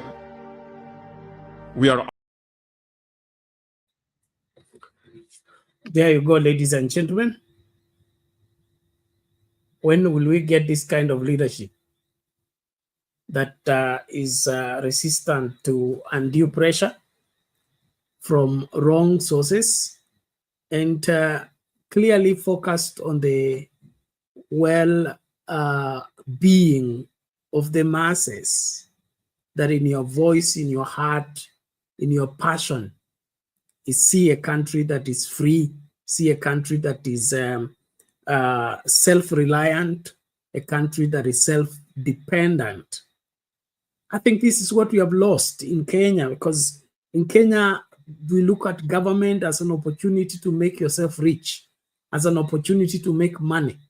We have lost the vision for the country, the vision for the masses, and we look at the masses just as voting machines and not a people that you can have a sleepless night because you're worried that those children that were born last night, where will they get medical care? After a few years, they will need a school. Where are those schools? After that school, they will need a university. Where are those universities? After graduation, they will need a job. Where is that job? Where are the industries to assimilate these people as workers? So I think Kenya needs to go back to the drawing board and we wake up with this vision for the country. Forget all this vision for manifesto. What is your vision for the country? What kind of Kenyans do you want to see? Where do you want to see Kenya 10 years from now, 20 years from now, 50 years from now? If we don't get those visionary leaders, we are doomed as a people. And it's very regrettable that we are still fighting over UDA, ODM, and Azimio and Kenya Kwanza when the whole country is in a mess and we see it in a mess. It's just like this building. The building begins to sink and we continue to encourage ourselves that everything will be all right. Nothing is going to be all right until we all wake up and realize somebody is taking us in the wrong place. And the wrong place is where we are safeguarding our political parties, we are safeguarding our regional places, we are safeguarding our tribal and community people at the expense of the entirety of the country. We can't be safe when only one part of the country is okay. Kenya, for all Kenyans, is something we must push for. Until we realize it, we are not out of the woods yet. Thank you. Lala, you can weigh on that as we begin to wind up. Thank you, Bernard. Thank you for sharing Traore's remarks. I think you raised the issue is, where are we going to have leaders like Traore? We have them. We have him. We have Traore. He's our leader. He's the African leader. He is a soldier, disciplined. He is there not because he wants to be a leader. In fact, reluctantly, he's still holding that office. It's more of an interim. That's how he sees himself. So he's not there for his own interest, but he's there for the people of or Burkina Faso, and all of us in Africa. And his background in geology is really important because it helps us understand and manage our resources and help mitigate natural hazards, inform sustainable development and practice, and help human activities based on the land that we have. So somehow God has prepared him to not only to understand us as a soldier, but also to understand the earth on which we stand, Africa as a continent, and what holds us, the earth, the soil, the ground, which will have ultimately be the one that will help us sustain or develop, all of us, all our children. So God has given us this man for that purpose. Thank God he's fluent in English because it's always good to hear him speak to Africa. He's fluent in French, which means Francophone can hear him, and English world, African English world can also hear him, because you see, when you have a translator, some things are lost. But this guy is fluent in both languages, which is really good. So we thank God for him. And the best thing that we can do is to follow his example. Let us hate corruption. Let us abort tribalism. And let us look at what we have in Africa, what the soil has. Let's not give it out. There's a time when I could see even Moi would give elephants, lions, and others as gifts. I think when he came to the US, he brought some gifts to the zoos in America. But you see, China has those little pandas, okay? They never sell them. What they do, they come from China with a group of them or troop from China. They visit every city in the US and you pay tons of money. And at the end of the tour, they've collected the money. Their animals go back to China with them. They already made money, okay? But for us, we just give things, okay?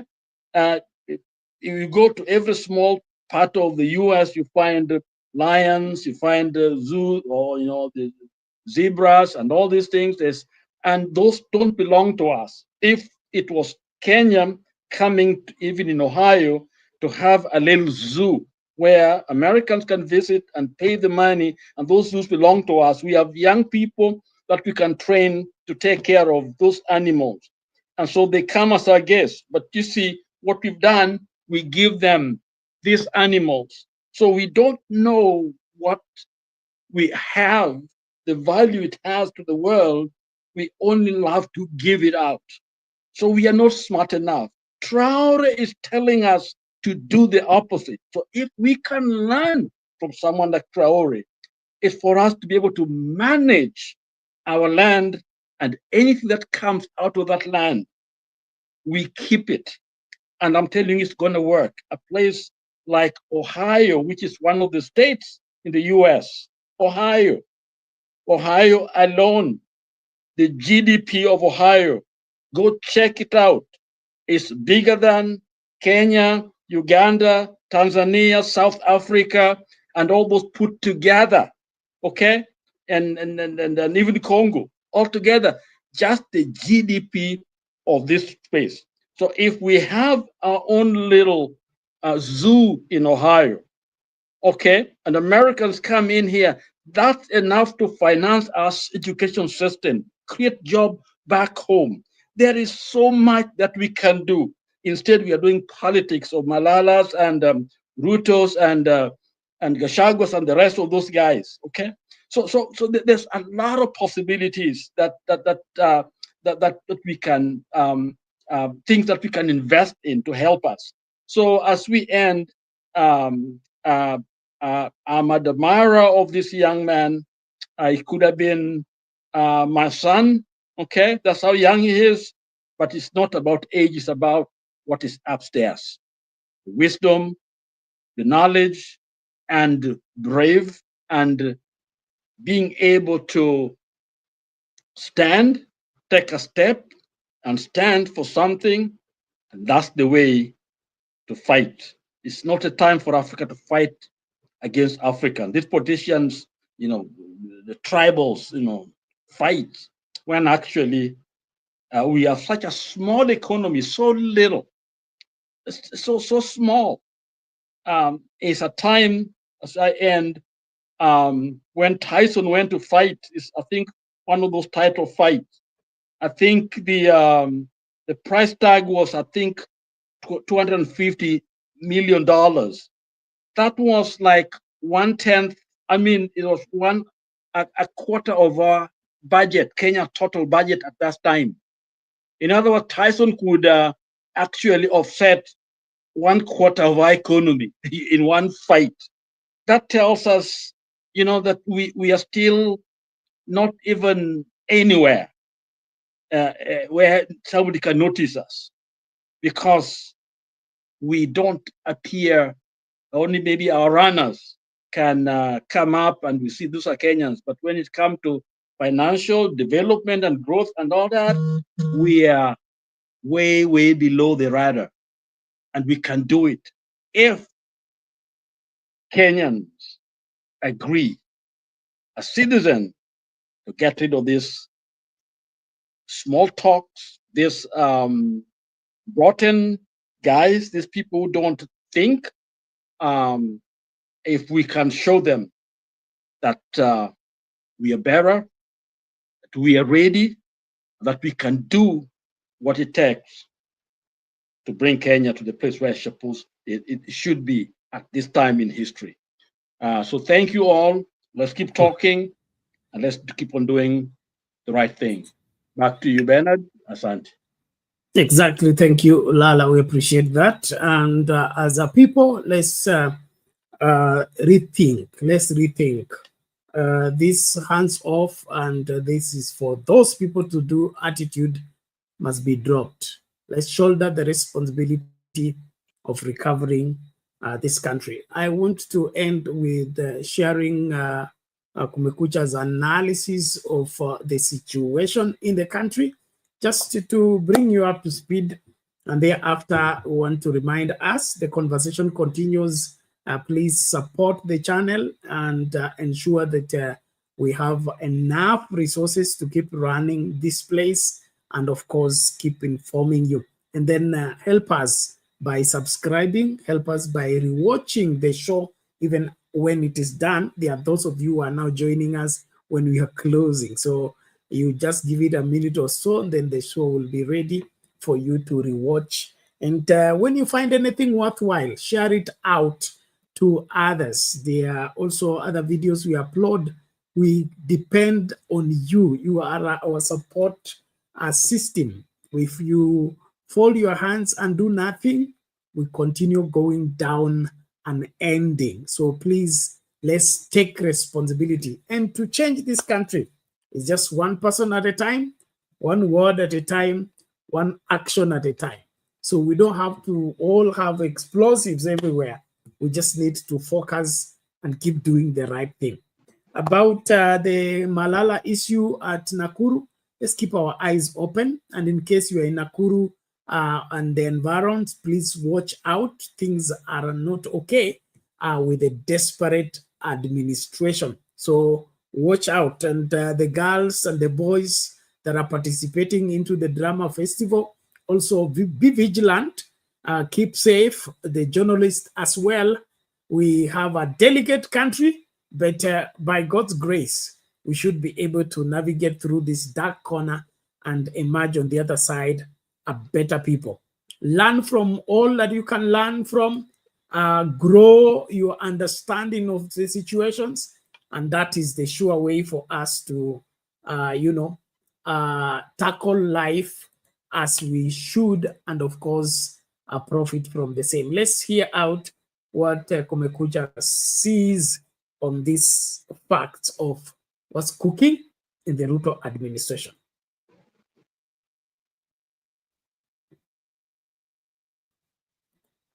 Samoei Ruto to continue. Why exactly is it impossible for President William Samoei Ruto to continue as president of Kenya? Why? I mean, state machinery, he's still the president. Constitutionally, he's still the president. What are these analysts talking about? Including Kumekucha Chris. Ati Ruto can't continue now. Ati has reached the end. What are you talking about, Chris? Well, let us answer that question without beating about the bush. Let us face that question head on. Okay? Reason number one, there is something a president needs, a leader anywhere needs, in order to be able to carry out their duties effectively, in order to be able to have subjects under him or her, and for those people to obey them and respect the authority and obey the authority and the office. And it is something that is often overlooked, but is critical, because it touches on human nature, and that is moral authority. President Ruto has lost the moral authority to be president of Kenya. Okay? What do I mean? Well, one example straight away. If Ruto appears tomorrow and starts talking about fighting corruption, what will be your reaction? What will be the reaction of Kenyans? You tell me. The explosive expose by former AG and also former CS, Justin Muturi, dealt a major blow on the moral authority of Ruto to continue being president of Kenya. Because he talked a lot about corruption. And not corruption just anywhere.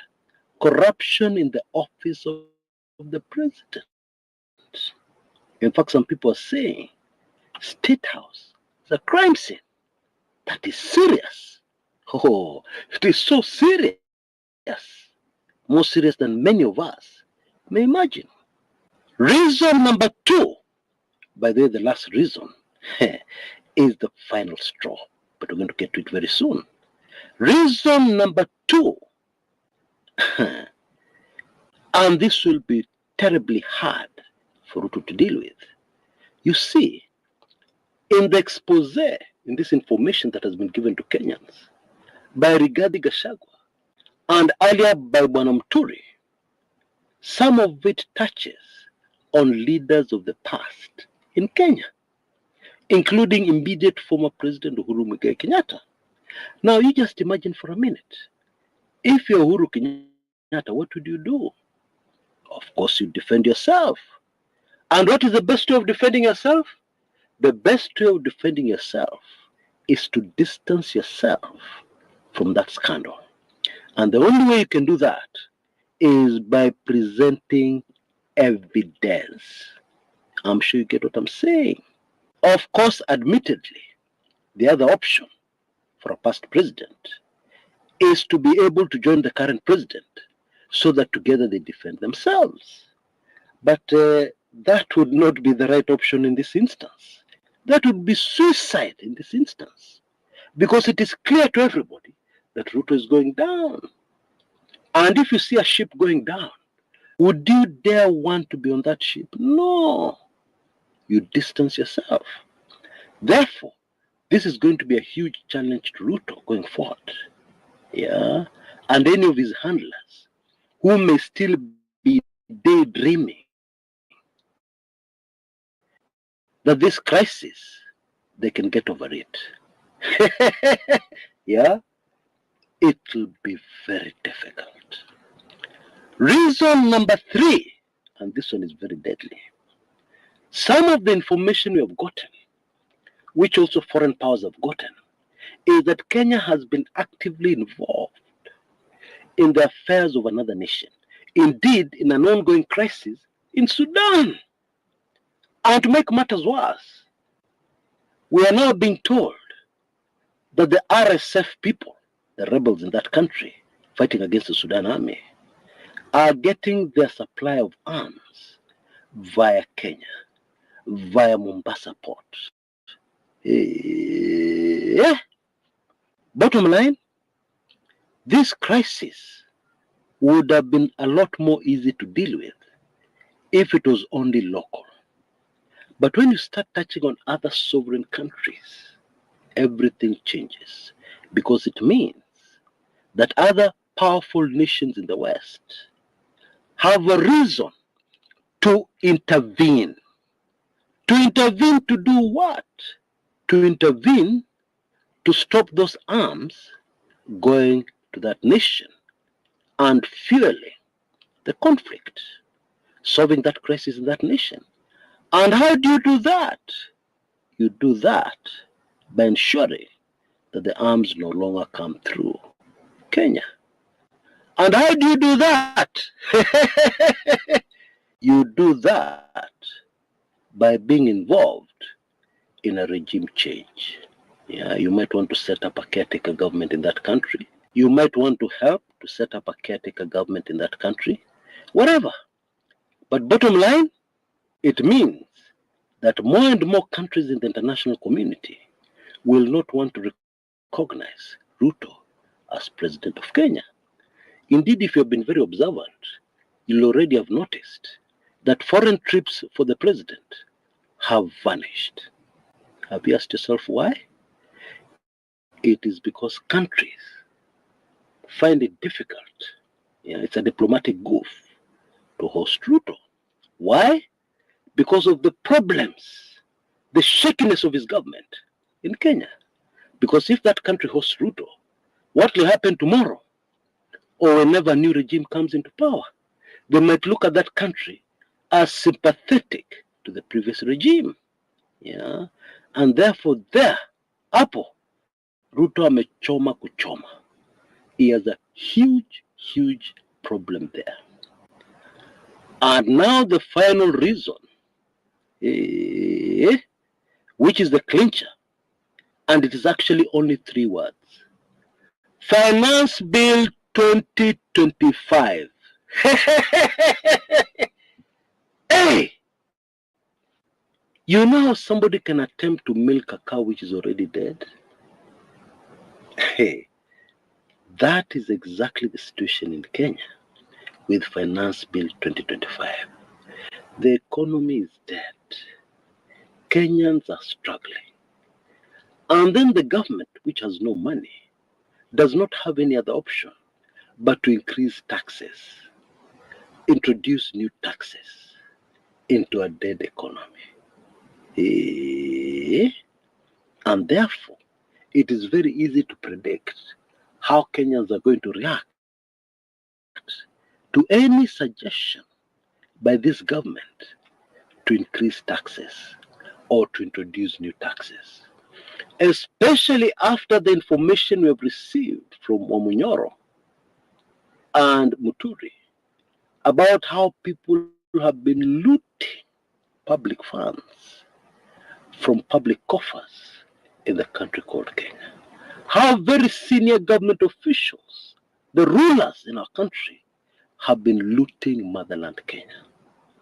So Finance Bill 2024 forced the events of June 2024. Parliament was breached, Gen Z protests took off like a rocket, etc., etc.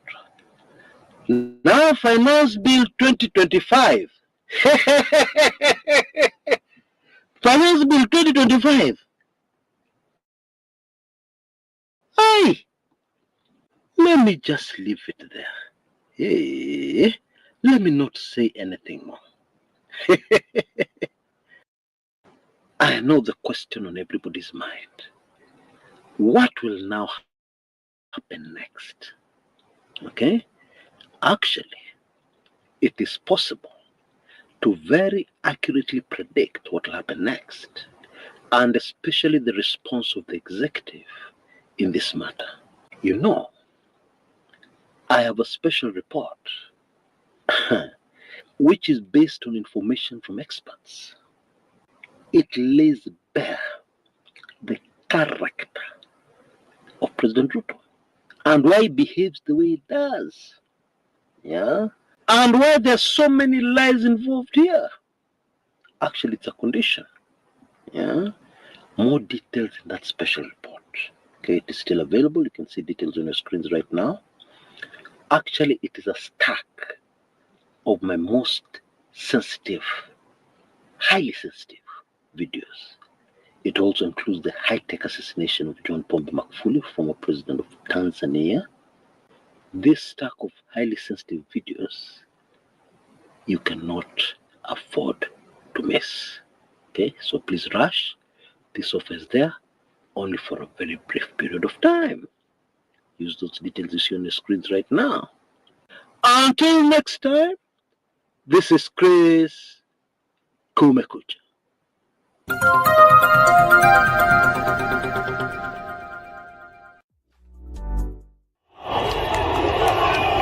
But the unthinkable happened. Police opened fire on unarmed demonstrators, killing over 20, injuring many, and leaving others unaccounted for.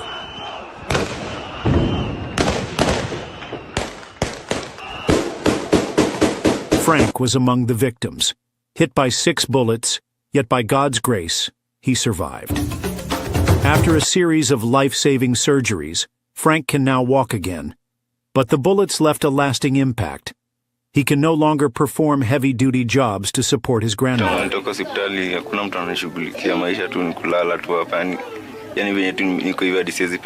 In their iron sheet home, deep in the slum, is inaccessible by vehicles.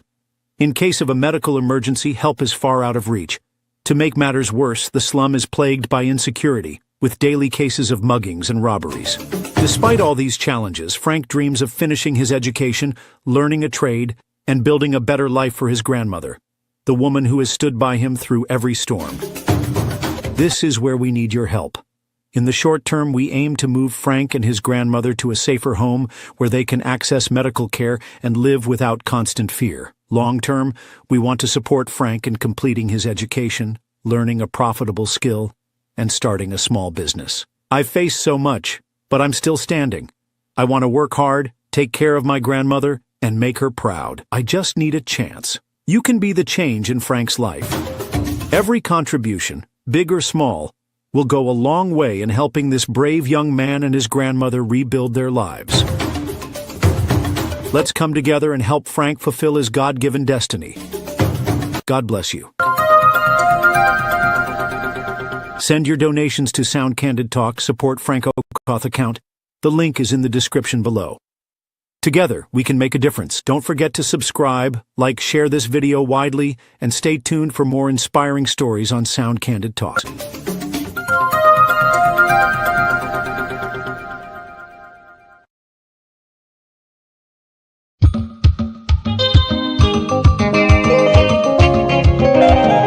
Watu wa Mungu, Bwana Yesu asifiwe.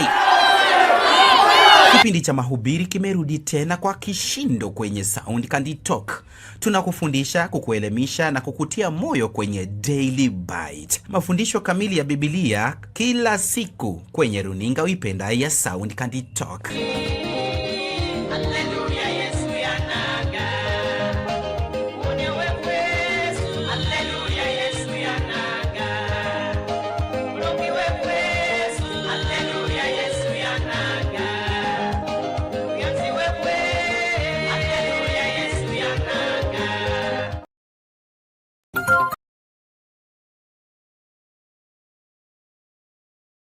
you